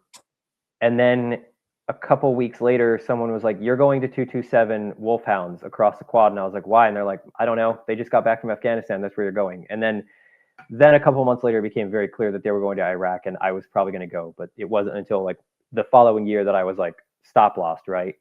Yeah. So just sitting around, farting around for about a month, waiting to go to this unit 227. Everyone who's in 227 has just gotten back from Afghanistan, and I'm getting over there and they're all clearing, right? So there's nothing for me to do. I'm like a team leader, but I'm still an E4. And again, everyone's clearing, and there's new soldiers, but no one knows what to do with them because some of them are on rear D. And yeah, what happened when I got there? You probably get promoted around this time, right? Like T5 or anything like that? You go to I'm the trying to board? think. Just about then, I'm trying to think of what we did. Like, I think it at some point a few months later, it was like, we're gonna go to Iraq, and I can't remember when that was, but I don't know. Sometime at the end of the year, December. So we had gotten back from Afghanistan maybe June, so August, and so around November, December, it was like clear that we're going to Iraq, and I was like, fuck, dude, I'm not going. You guys go without me. And then they went and did a PTA thing. Their unit did PTA. And I was like, oh man, we knew we were going to PTA, but I and another guy who came over from 2-5, Williams, wherever you are, man, we're thinking of you. We went to India with another company, which was pretty fucking cool, dude. Like, I'm so stoked I went there. Like, we went, and the trip was insane. I remember taking Ambien and just losing my mind on the plane. And you get to India, and we went up into the mountains, like way in northern India, and they trained with the Gurkha army, and I was just some attachment that literally did nothing all day, which is pretty cool. So I was just expecting that I was going to spend the rest of my time in the army like that for the next 7 months. And I got out, and then at that time, oh no, okay. Right before that, we did the EIB, and I was supposed to go to the board to get promoted, but I went to EIB. And so me and one other guy got ghost boarded, which thank God, because I had not been studying because I didn't know. And it's like, so I was sent to a ghost board, and they basically just look at your credentials and they decide if you get promoted or not. And I got promoted. So I'm an E4P, and I'm just like, yeah, man, I'm fucking going to leave the Army as sergeant. Oh, man. And so we go to EIB, and you did your expert medic Yeah, badge, I've right? been yeah, I've been to the I didn't get my badge, but I've been to the training. I'm sure that shit's wild. Like, I think EIB is hard, but it's very like redundant, over like, what is the word? Yeah. You're just like being obvious about everything. Um, Yeah, that's the best way to put it, dude. Like, I yeah. gotta make sure I fill this radio correctly and whatever. Yeah, like when you a lot of it is skill based. Like you have to do your maps and plot points and stuff, and it's not shit you Yeah. can fudge. But like clear a malfunction on a saw, or like disassemble and reassemble a saw, right? You have to do that shit, and you have sports, and you're doing this, and it's very obvious what you're doing. But I was blade running on day 2, which is like you no go a task, and then you go and repeat it, and you pass it, and then you go and you no go another task, and this is it. If you fucking no go, you're done. So I passed it, and like an idiot, I saved grenades for last. I don't know why I would do that, because grenades is not really like skill, right? Grenades is kind of like luck almost, right? I passed it, and as soon as I'm passing grenades, I'm like, I got my fucking EIB. Like I got my EIB. I went and did the last station, and someone was like, "Congratulations, you just got your EIB." And so me and this other dude, 3 people from the platoon, got our EIBs, and we got to take the Humvee home. And I was an E4P during that. Like I felt so great. Um, Yeah. a lot of people like to shit on the EIB, and it's fun. It's whatever. Like you go to Yeah. war and you get your CIB, right? That's what it's about. But like the EIB doesn't come around a lot, and it doesn't necessarily measure how good of an infantryman you are. It's more of like a lab practical, but it's fucking hard, and I'm very proud It's of that definitely shit. hard. Yeah. Yeah, like the Audie Murphy fucking badge isn't that great. It's just how good can you memorize stupid Yeah. army facts. It's definitely an individual award, right? Like it's everything that you have to do. Yeah, but I we friends and I joke about it, because I applied for the Master Combat Infantry badge because I'm like I gotta have this, and now this is TikTok content. Uh, Yeah. so we go to India, and then I was for sure promotable, and then my orders came down, and I got that, and then I went to PLDC after India, and then at that point people are like, "You're going to Iraq. That's why you're going to PLDC," and I'm like, "I'm getting out." Um, and then a couple months go by, and then I think in like April, so I'm supposed to get out in June. And like Mhm. March, someone is like, "You're going to go to Iraq. You need to like get ready for this." And I'm like, "How do you know that?" And they're like, it's coming." And I'm like, "What the fuck does that even mean?" Like, I didn't know. This was like when AKO was not really a thing that people were Yeah. using, at least grunts. Unless you had to update your personnel file. And even as an NCO, like you went in and they hadn't even adopted the CAC, the CAC card, right? For like, you were still logging in, you weren't really using your card. And I was barely getting into that. All I knew is that I needed to update it like once a year to make sure I had like all my badges and shit. And um, so we go to NTC, and at this point, I think I've accepted the fate that maybe I'm going to Iraq. But we go to NTC, and I don't know if you went to NTC, uh, but dude, it's training out in like Barstow, California, and it's just fucking miserable. It was a shit show. Yeah, I've been in TC. I, It sucks. dude, I was convinced that we were gonna get wiped out based on how command and leadership was like Yeah. awful, dude. And that was when I found out that like what around my birthday in NTC, someone was like, you need to check your orders because there's a stop loss, and you need to make sure like if you're on which side of that you're on. And I was like, fuck. So I did, and I was stop lost. I was stop lost. I was supposed to ETS June 6th, and my stop loss was for like May 1st. So Mhm. I was stop lost by 36 days, dude. I was so fucking livid. I was like, dude, I already went to war. I got my EIB. I got my fucking E5. I've contributed so much more, and you're gonna honor this. And they're like, there's nothing we can do. And someone was like, you should write your congressman. And I was like, great idea. And I did. It's a terrible idea. Dude, I wrote my congressman, and I didn't hear anything. And then all of a sudden, like a couple weeks later, my first sergeant or someone was like, you need to go talk to the first sergeant. I was like, I need to go talk to the first sergeant, like not my squad leader. Like, yeah, you're like, damn, I fucked up somehow, Oh fuck. dude. Yeah, I knew exactly what it was. So I went and talked to him. He's like, what the fuck is this shit about you writing Congress about your stop loss? And I'm like, first sergeant, no one told me I was getting stop loss, and I don't understand how this works. And I'd like some options because I really don't want to go to Iraq. Like, he's like, are you a pussy? And he pulls that whole thing. And I'm like, I'm not a pussy.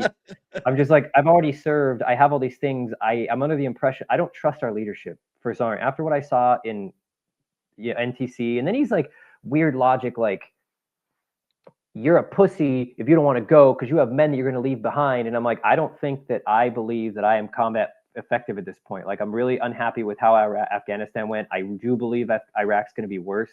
And I don't think I think it would be better for me to not be in this deployment in a combat role.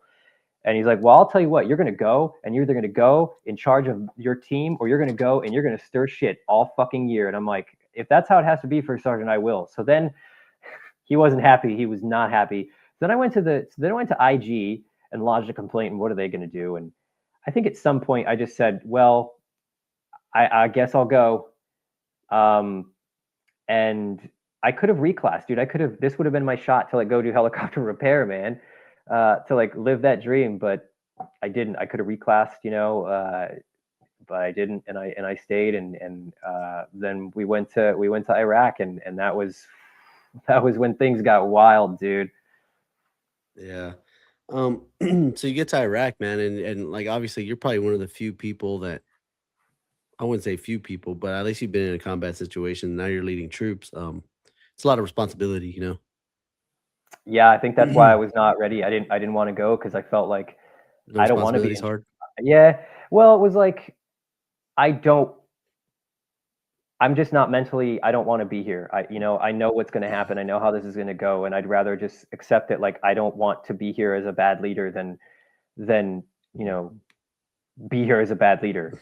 But you got to suck it up. You've made the decision. You've committed to like not reclassing, and you get there, and now you have real shit. And I didn't even like I mean, so I had to step it up, start training people and learning, like really understanding how to be a good leader and like communicate with my soldiers and communicate with my chain of command and understand and learn as much about all the things that infantry guys need to learn about.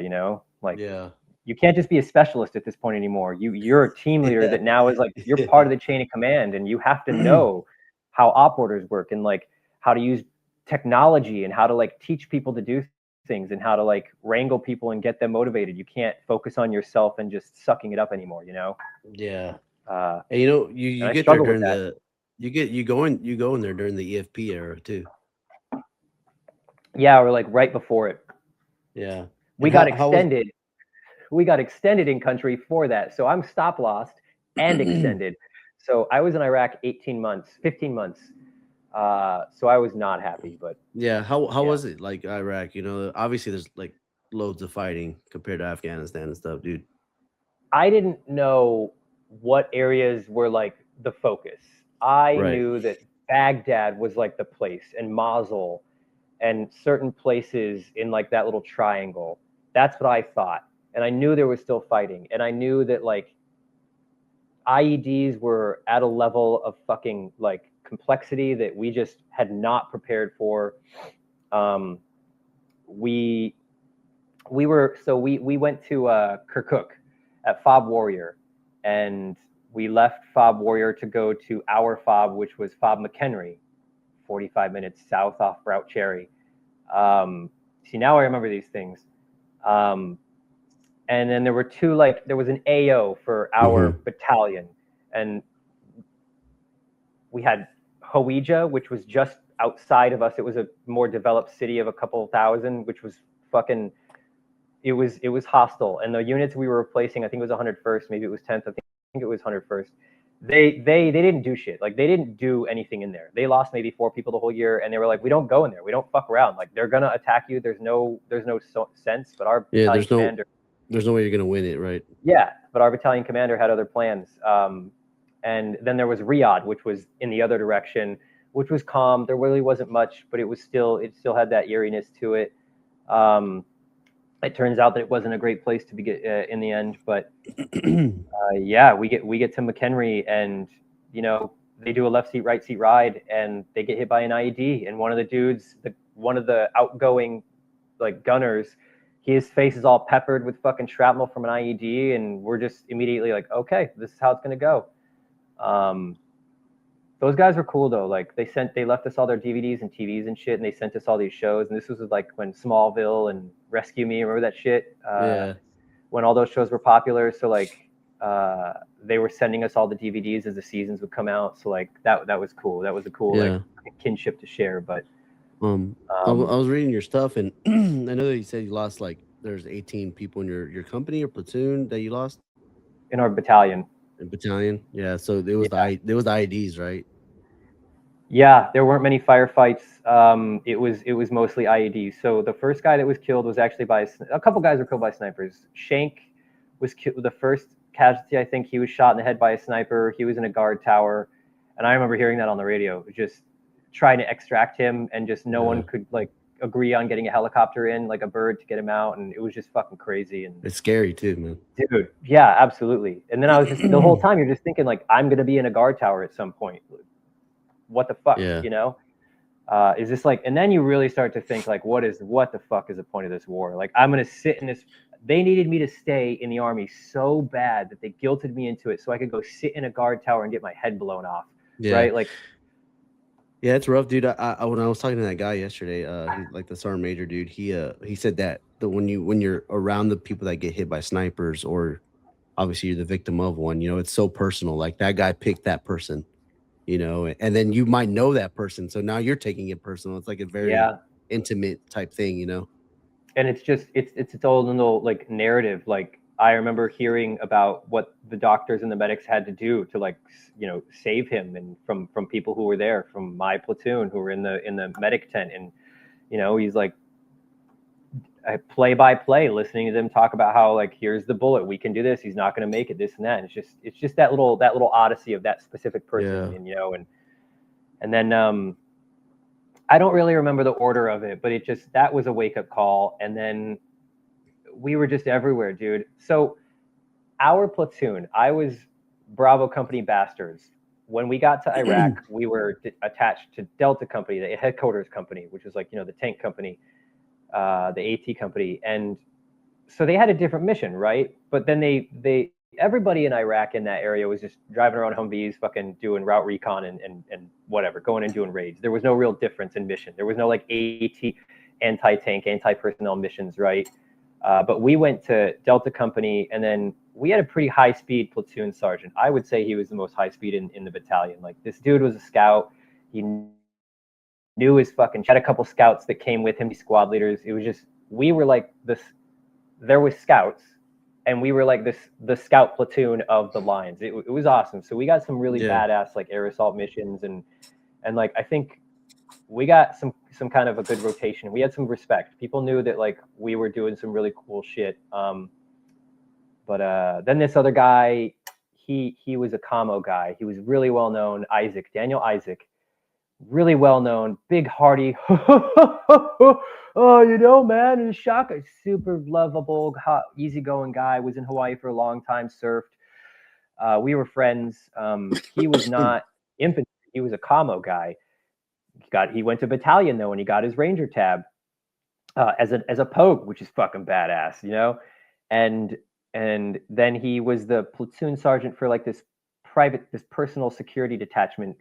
Our battalion commander had his platoon, and he was that like detachment's PSG. And they were on some fucking mission, and the battalion commander Meyerowitz, remember that name? Fucking, he was being a bitch, and he wanted people to do. He was like gung ho, John Wayne. I got to go out here and do all this shit and fucking fight. And I wasn't there, so I don't know the details. But everyone, I think it's unanimous that he was not. He was being controlling and a little hectic. And this guy Daniel Isaac gets out of the Humvee to do some shit he probably didn't need to do, and he got shot right under the plate, and it fucking immediately, and then killed him. Yeah. And it was fucking devastating because he was like. Yeah. He was really well known. That was probably one of the biggest Yeah. hits. How long were you on this Iraq deployment? 15 months. 15 months, and obviously you go on R&R and stuff like that. Like when you go on R&R, how are you like coping with this stuff? Because that's a lot of trauma like you're dealing with, and obviously you didn't even want to be there in the first place. So how are you dealing with all that? It's R&R is a good setup for what like the most pivotal event in my entire life, because it happened right before what happened in Iraq happened right after R&R. But I think I went on R&R in March of 2006. So we'd been there maybe 8 months, not 7 months. Um, I don't even. I was not happy. I wasn't happy. I fucking too many people had died. I Yeah. had been trying to get out of it. Mm-hmm. And then it's weird to go on R&R when your people are back there, like Yeah. fighting. It just Even though you didn't want to be there, you still feel guilty, right? You're like, damn, man. Like, yeah. I mean, I'm here now. Now everything's happening that I thought would happen. So now I'm just like feeling vindicated, but also like, well, wow, what a great thing to feel vindicated about. All these people dying. yeah. And I think by this point we'd lost probably like 6 people already, maybe. Mm-hmm. So like a handful of people. That's a lot of people. And then, yeah, dude, I wasn't happy. I think I kept it cool when I was on leave because I knew I had to go back, but it felt weird to like pause and just, oh, we're going on. It's such a weird concept to go to war and then take a break from that war and go on vacation, right? Like, I get Yeah. it. Some people were sent to like Qatar to go on like break, like like the actual break, whereas I went, everybody else gets their 2 weeks home, but some people went to Qatar and I never got that opportunity, which is fine. But like that feels more apt, right? As opposed to Yeah. like going home. But it was all I surreal, man. I feel like I would rather much go to, like, Qatar and just kinda get a break because, like, I mean, or personally, I'd rather just do the 9 months like I did straight and then you get to go after that. It's a lot Yeah, easier. it's nice to go home, but it's like you're undeploying and then redeploying, right? You go home and you go through the clearing and all this shit, and then you have to get on the plane and come back and do the briefings and then get through the whole fucking cattle, staging process again, and it just feels so weird. And Right. I'd done it already, and I was just like, you know, I'm alive. How much longer is this going to last? How Mhm. many more times do I have to sit in a truck staring out this 4-inch window before it like I don't have a window? Like I'm not staring at anything anymore. It's just Yeah. it was weird, man. Mhm. So, you in Iraq, I mean, you lost a lot of people and everything like that, and how much longer do you have, like, to you clear out of the army? Um, Or was it, like, instant? so when I got Like, when you get back this was to like March. Hawaii. Yeah. I'm going to talk about something that happened in Iraq, though. Is that cool? No, dude, absolutely, yeah.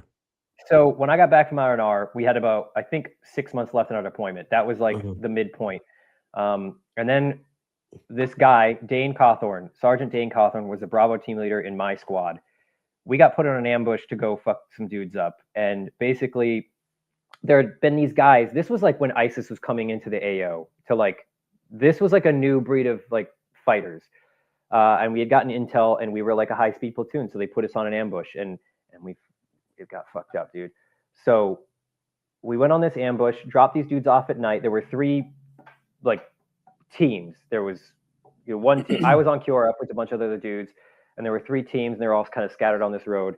And one of the teams got compromised, and maybe they got compromised, but they didn't like break it down and go home.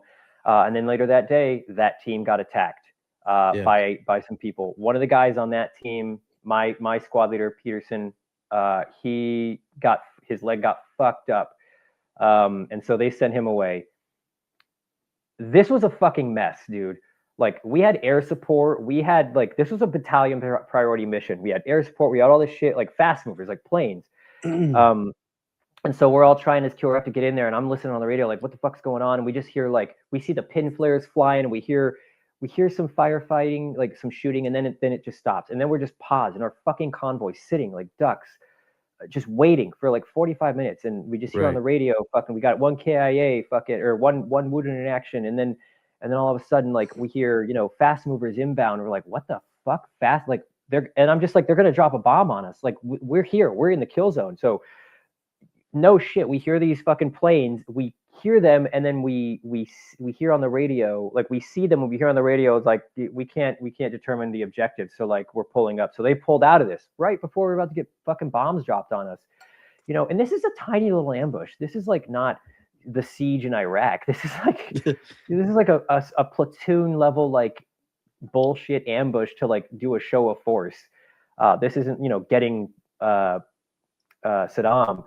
But then helicopters come in to like they have Kiowas and they're doing what they're doing, and then there's a breakdown in communication, and one of the teams has Sergeant Dane Cawthorn, and they're running back to on this road to like get to the team where they were supposed to be, but they can't communicate with these helicopters. So these helicopters come through and they do a strafing run and they jump behind a berm and they killed Sergeant Dane Cawthorn, and so he was killed by friendly fire, and no one will know that story. And the government will not like be transparent. Like Pat Tillman fucking got killed by friendly fire because of incompetence, and in very similar circumstances, my very good friend and co-team leader fucking by a helicopter, dude. And that Yep. that ever since then, that's why I live in Virginia, like because of what happened that I guess I'll get into here in a minute. But like that happened. It was fucking devastating, dude. We like Right. that night we're cleaning like brain tissue off of like his gear. That's immediately what you have to go do. You have to go and immediately clean tissue off of his gear. And then the Yeah. chaplain has a meeting and he's like trying to tell us like how about our feelings, and we're just like our fucking one guy was like, my friend's head was just blown off by a helicopter. There's no way you're going to try and make me feel better about this because there's nothing you can say because I think you're responsible and he's responsible and this and that. And so it was devastating, dude. Like Yeah. it was horrific. No, Um, that's definitely dude. Honestly, I've never even heard. Yeah, this is the first story I've heard of like people say friendly fire, like you get the Iraqis or the Afghans, right? They shoot somebody, but we're not talking about like our helicopters shot somebody. Even yeah, though like it's hard to kind of blame the pilot, right? Like you know what I mean. Like you guys are just in a bad situation. It's very like hard to explain how yeah. the things transpired to get to that point.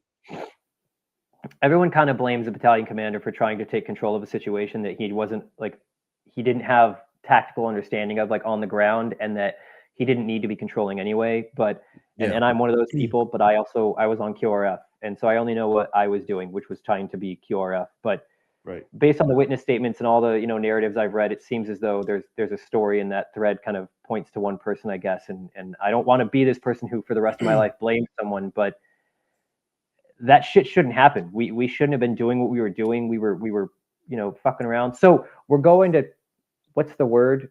Like intern his body. We're going to load his casket on the plane, which was real hard. We went to the fob to like eat that day, and we're all fucking dirty, right? We're grunts like coming from another Yeah. fob. We got chewed out by some fucking officer because we look like shit, and we're just like, we're about to bury our friend. Like, lay the fuck off of us.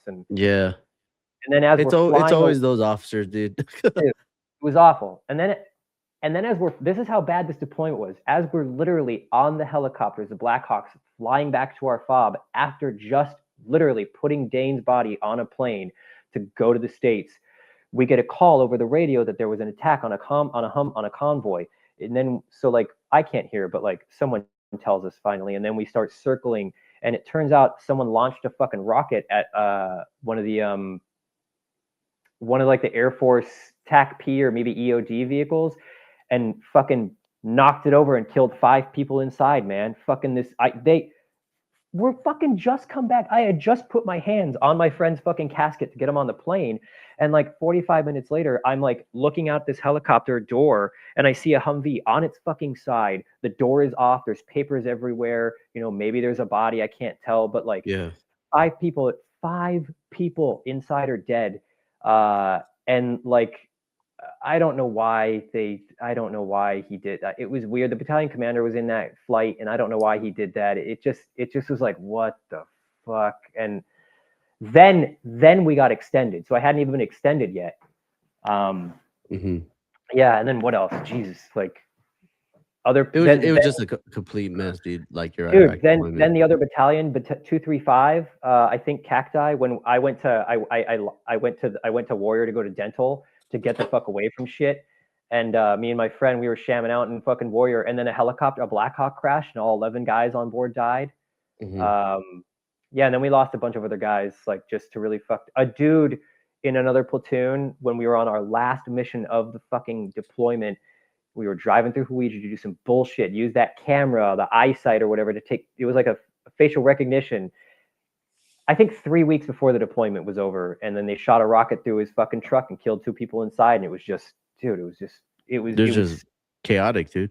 vicious. And I don't think we had one like single firefight. I think maybe like we were in a firefight where we killed a guy because he was trying to fuck around with some like weapons caches that we had uncovered, but it wasn't even a firefight, dude. It was like we didn't even have a chance to like Yeah. be soldiers. We've just basically just got hoodwinked, just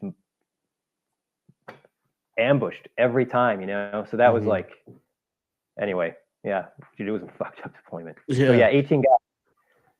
I mean, after 18 months of like that, like a lot of death and everything. I mean, you think about it, that's 1 month, that's one death per month. Obviously, it didn't happen like that, but if you look at it overall, and you didn't want to be there, like you're getting out, and obviously they're not even trying to what's the word I'm looking for? They're not even trying to like help you get out, right? Like you're gonna have to Mhm. live with this stuff when you get out, because you don't have a long time. You probably get out in March, right? I think you said, and then maybe like 1 or 2 months after you're gone. Yeah.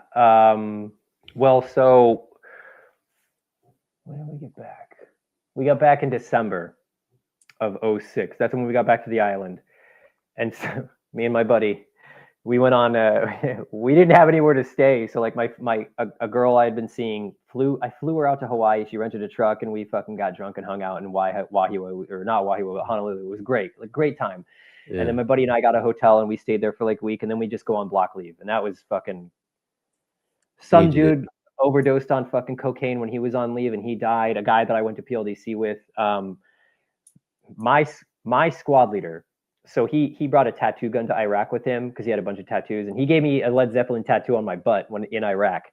So I have a Led Zeppelin tattoo on my ass, and I thought that was great. And then when Dane died, he had a tattoo on his leg of like a Confederate flag, and one of the stars were like. Not that I need to defend him, but I don't think he was like a Confederate. He's from Virginia, so like I think it's just one of those things, right? Heritage. The dude was lovable and not that kind of guy, but Yeah, on the flag was like stars, and there was one star that I saw like looked like it was upside down, and then I had this whole thing like philosophical quandary where like is a star upside down or is it just rotated? And then I got a one of those stars tattooed on my arm, and then the guy who did it, Sean Raymond, he and the platoon sergeant were really close. When we got back from Iraq, he was allegedly drunk and was messing around with a firearm in front of his family, showing off, and then he fucking shot himself in the head in front of his family. Uh, and I don't think that's the truth. He was a ranger, like he had his tab. He was high speed. He knew what the fuck he was doing. He had guns, and he had army guys drink, especially after deployment. But it's hard for me to believe that that guy was messing around with a firearm in front of his family. Like yeah, you know how to be responsible. Like it's one thing to be a dumbass and like run around the woods with a rifle, but it's another thing to have a handgun in front of your family. And so we believe that he killed himself because of what happened in Iraq, but I don't really know the story, and it's never going to be confirmed. And I don't want to like smear his name, but we miss him and he was a really good guy. But it didn't even like we got back from Iraq and it didn't even end. You know what I mean? yeah. Uh, And I always think like personally, like suicide after war is it's really rough for me, because like I mean we survive something and then you have it end, right? And that's pretty rough. yeah, I've struggled a lot. I've attempted suicide quite a bit, if that's where we're going, but Yeah. not quite a bit, but a few times. Hmm. Addiction, drugs, alcohol. I got it. So we got back from Hawaii, and Hey everyone, just wanted to hop on here real quick and give a quick shout out to our sponsor, Craig Fleming at Fleming's Cleaning. Please go ahead and use code word GWAT13 for 10% off your next commercial or residential cleaning if you're in the San Antonio area. If you haven't done so already, please subscribe to the channel on YouTube. Follow us on Spotify. We are now on Apple Podcasts, so if you're an Apple user, go ahead and follow us over there. We have every major social, TikTok, Facebook, and Instagram. Please go ahead and give us a follow over there. Drop a comment on how you're enjoying these episodes. And with that, let's continue the episode. yeah, we got out of Iraq. I was checked out, dude.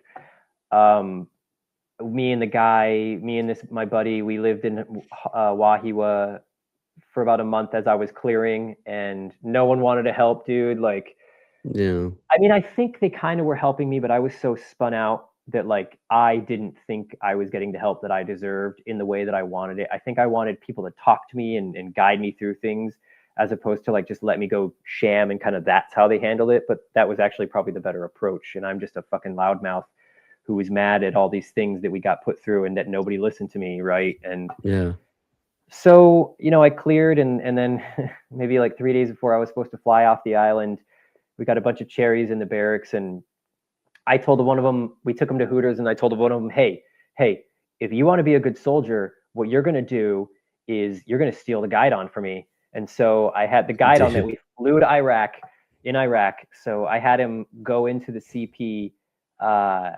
when this dude was on CQ, and I called CQ office and said, "Hey, someone's throwing like bottles and shit off the lanai at someone down on the patio down at like the road." And he's like, "What?" And I'm like, "Yeah." So he went down there to check it out, and like I was on the other side, fucking trying to like tell him they're over here.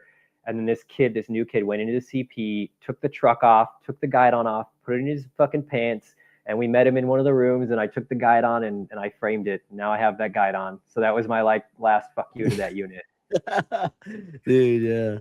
Oh Yeah. man, How was it though, like getting out, you know? I mean, you weren't never gonna be a lifer. I mean, you I end should your have, man. career. I would have retired 3 years ago, dude. Yeah, but I mean, so like you get out now and then like I mean, you had like one of the worst deployments and how are you feeling? You know, do you miss the brotherhood? Do you miss all that stuff? All all it's every day since I got out, it really has defined, I feel like, the anxiety that I experience. And like it just, Iraq and Afghanistan and the army reinforced like my appreciation for rules and like task oriented kind of things. But now that it's not there, I'm like, what am I doing? What are these people doing fumbling around with these things, these spreadsheets? Why am I doing this? It makes no fucking sense. It doesn't matter. I don't like it. I can't pay attention. And I just use that to reinforce this like need to do other things, fulfill my like self in another way. But my mom was really, I was I tried to be happy go lucky when I got out, because I knew that like I could easily slip into depression and like alcoholism, and I did not want to do that. I smoked a lot of weed when I got out though. That was what it was not good. Like I smoked a lot of weed. I got on unemployment and just chilled. Right. My mom was like, "You need to go to school," and I was like, "I do." So I got a job as a bouncer at a bar, which was stupid. Fucking, the last thing you need is a stoner ass fucking trigger happy fucking combat veteran with heavy PTSD sitting at a bar, stoned off his ass, telling people to not go to the bathroom, you know. But I choked a dude out on my first night, which was pretty cool because he was being an asshole. Yeah. So yeah, I was mad, angry all the time. I couldn't focus. Like I couldn't, all the typical shit. But school was good, man. I cashed in on my GI Bill, so I did like 4 years of community college and just fucking, I got married to this girl, moved to Florida for a year. That was real bad. There was like, I got arrested and fucking for public intoxication, and got in with this guy who was like in the army in the same unit as me, and he was doing weird shit, and it was real weird, man. Yeah. And that girl, like, I think she tried to kill me by like putting some. I was taking medication called propranolol, which is what they'll give Yeah. veterans. You know what I mean? You know, it's a beta blocker, right? So, Yeah. and she was like, "I was gonna put a bunch in your water," and then easy as that. And I was like, "Fuck, Yeah. wow, So I don't mean to laugh. That's just wild. dude." I know it's funny as hell, bro. Like, Yeah. I mean, our relationship was bad at that point, but it wasn't like physically abusive. So Yeah. it was just wild when I found that out. But so that just made things worse, and then I was on antidepressants too, and I came off those, and that made my head even worse. And so I went to school. Like I stayed in school. I did okay. I liked learning. School was a place for me to take all that energy and focus it. Right. I knew I had a task. I had a mission. I had something to do. I was learning. I had this new experience that I could share with people. There were resources for people to like get involved with, but I was an outsider, dude. Like I had just come back from Iraq and just killed people and watched a bunch of people die and was in this institution, right? And now I'm in school where people are like hippies and they're talking about, peace here and this and that. And I dig it. Like I'm kind of like more like open to just experiences and perspectives, and so I'm not like condemning people, but at the same time I'm very mad that all these people get to not have to experience that shit, and that's not a good way to, you don't want to misplace your hostility like that. But in any case, school was good, man. I ended up going to UC Davis out in Sacramento, and I met my wife, my now wife there. That was 2013. I got my bachelor's in nutrition, and then I got my master's in immunology, and then I got a master's in public health. Um, and then I started doing personal training and shit. So like school was good therapy, man. School was good. I met people who were good people. I was in California. I loved it there. I was there for 13 years, dude. It's such a Yeah. beautiful place. I have real good friends there still, and that was a therapy that I needed, just reintegrating. But it never quite went away. Like I found family out there, but yeah, I think the thing that's kept me like grounded is I have this group of people that served with me in Iraq who were with us on the mission where Dane was killed. So we were all very close and we were all very tuned into what was going on. And none of these guys are like, they're not the kind of people who are just like fucking bored. Blah, blah. I just find that objectionable, and I'm not super like jingoistic about it. They acknowledge that like this guy was fucking, it was fucked up. And so his dad, that guy Dane, his dad lives in Virginia. They're from Virginia, and every year he has this big party. He lives on 100 acres. He's got this fire pit that is like 20 by 30 feet. Right, he built this wall. He's got a shed, and on the back side of that wall, he built a brick like frame, and he built this museum quality like exhibit shrine to his son. So every year in April, around the time that Dane died, he has a memorial like celebration of life. So I would fly out there every year, and there'd be like 150 people, Hell's Angels, bikers, rugby people, fucking all his yuppie friends, and just getting drunk, fucking partying, having a good time, camping out on the lawn for like 3 nights, and just having a blast. And I don't think I've ever met anyone who has that experience, who does that for their child who like passed away, under any circumstances. And Yeah. I don't think if it had been me or anybody else, no one would be doing that. Yeah, for I sure. think people would mourn me, but like it's coming up in April and people are planning on being there. This is 20 years this Yeah. year.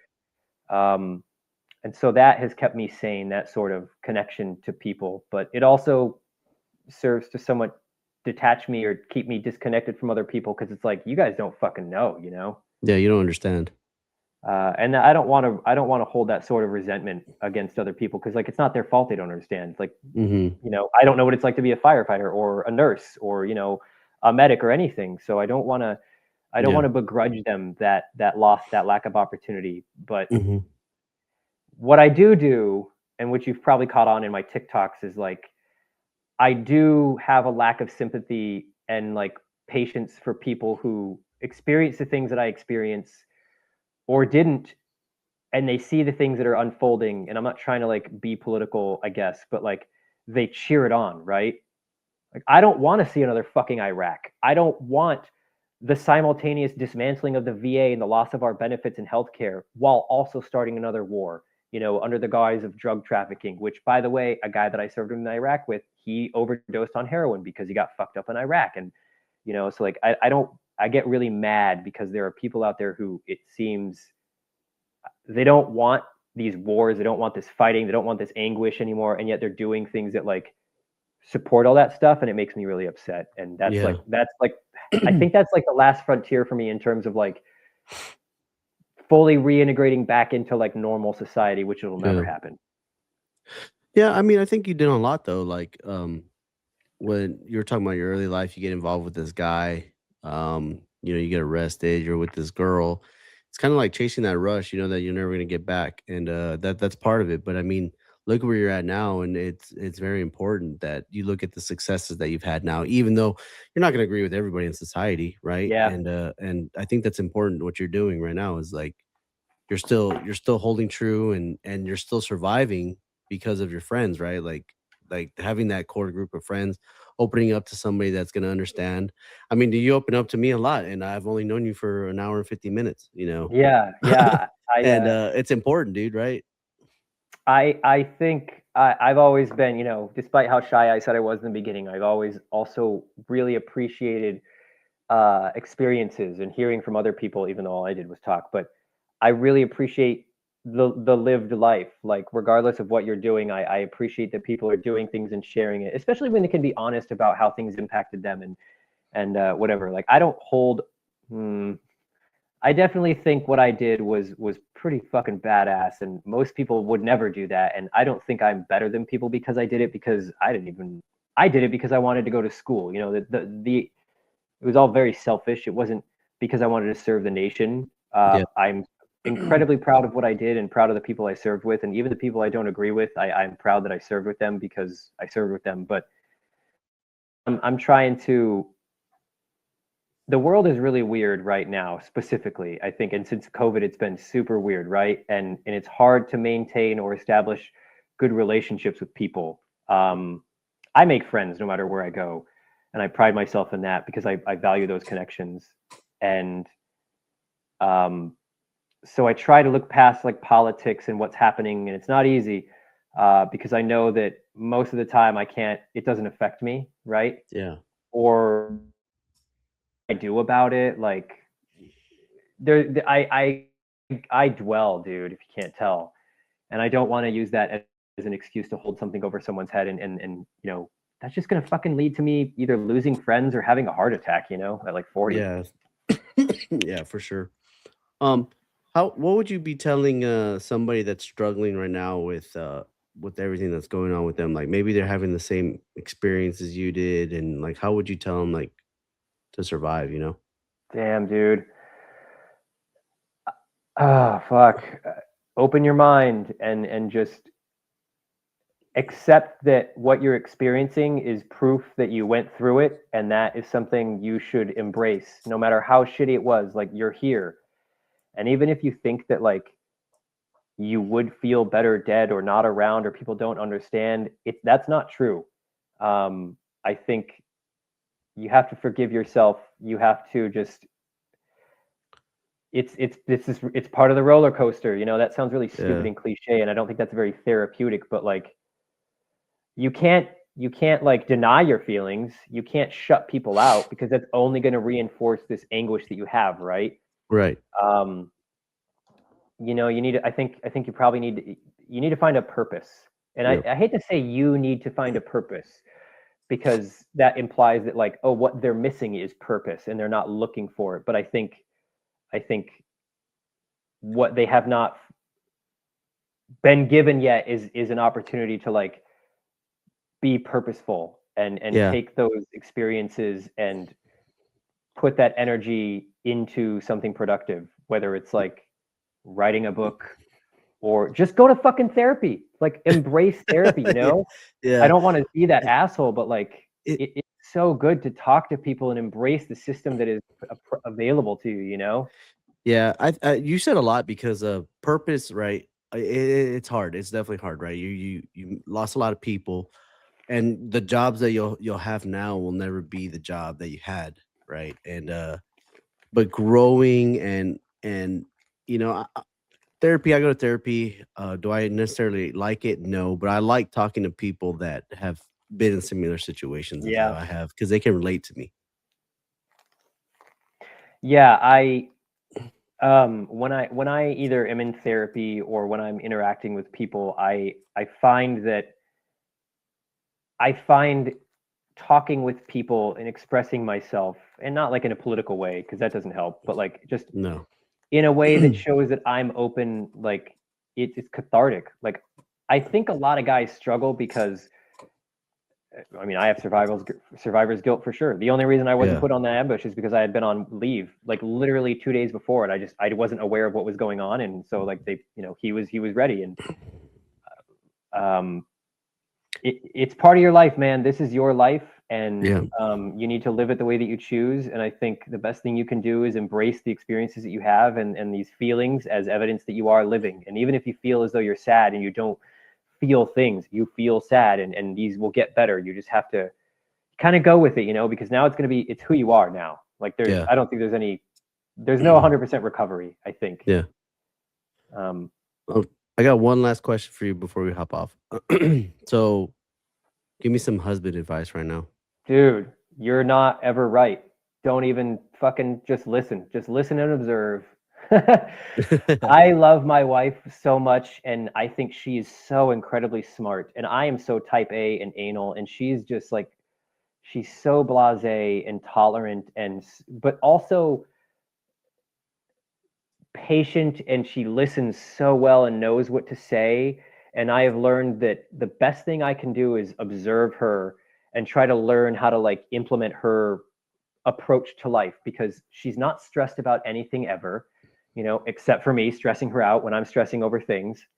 like yelling about what happened in Venezuela. I'm like, these fucking veterans and this and that. And she's like, oh, okay. And I'm like, why don't you care? And she's like, oh, why should I? It's, you know. Yeah, there's So the nothing you can husband do. and I mean, yeah, like you just uh, learn from your wife, man. I think wives are so much smarter than us dumb grunts. You know, and just be happy that she's the one who chose to deal with all your shit, you know, because you Yeah, probably, I'm sure you saw a lot and experienced a lot and struggle with a lot, and she's here for it every day, right? And that's just got to have gratitude and just and learn. yeah, for sure. How many kids do Um, you have? I got one kid, dude. Okay, Yeah, that's I it. have a That's a daughter. good number, man. I have three stepchildren though, you know, and they're all adults. So Oh, okay. yeah. Um, but yeah, dude, I've enjoyed this conversation. I thank you so much for coming on, and then I know it took a little bit, but I get busy, I'm one man show around here. Um, but do you have any other questions for me? I really appreciate you doing this, man. I hope you get the reach that you deserve. I think I love talking about what I did and you know the implications of what I did and I hope you get the chance to like talk about yourself too because I feel bad just spitting out my experience at you and not taking in your experiences because I'm sure it's in some ways equivalent, you know, and but man, I'll keep following you. I love the stuff you put out. I love these conversations these people are having. I hope you get the attention that you deserve, man. I appreciate it, dude. But if you ever need anything, just hit me up, dude. I don't know. I'm happy to help. I live in Virginia, but I'm in Michigan for a couple days right now. But I'll be in San Antonio in middle of February. So maybe I'll send you a Okay. message and you know I'll find you on the Riverwalk or something. Yeah, no, we'll link up, dude. I mean, I'm always down to do something. So, but that's all I got, bro. Zach Pierce, ladies and gentlemen. Thanks again, man. Jeremy, it was really good. I appreciate it. Take it easy. Thank you so much for watching this episode.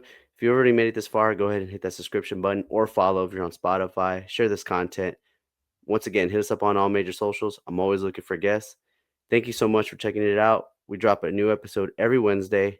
And with that, we'll catch you on the next episode.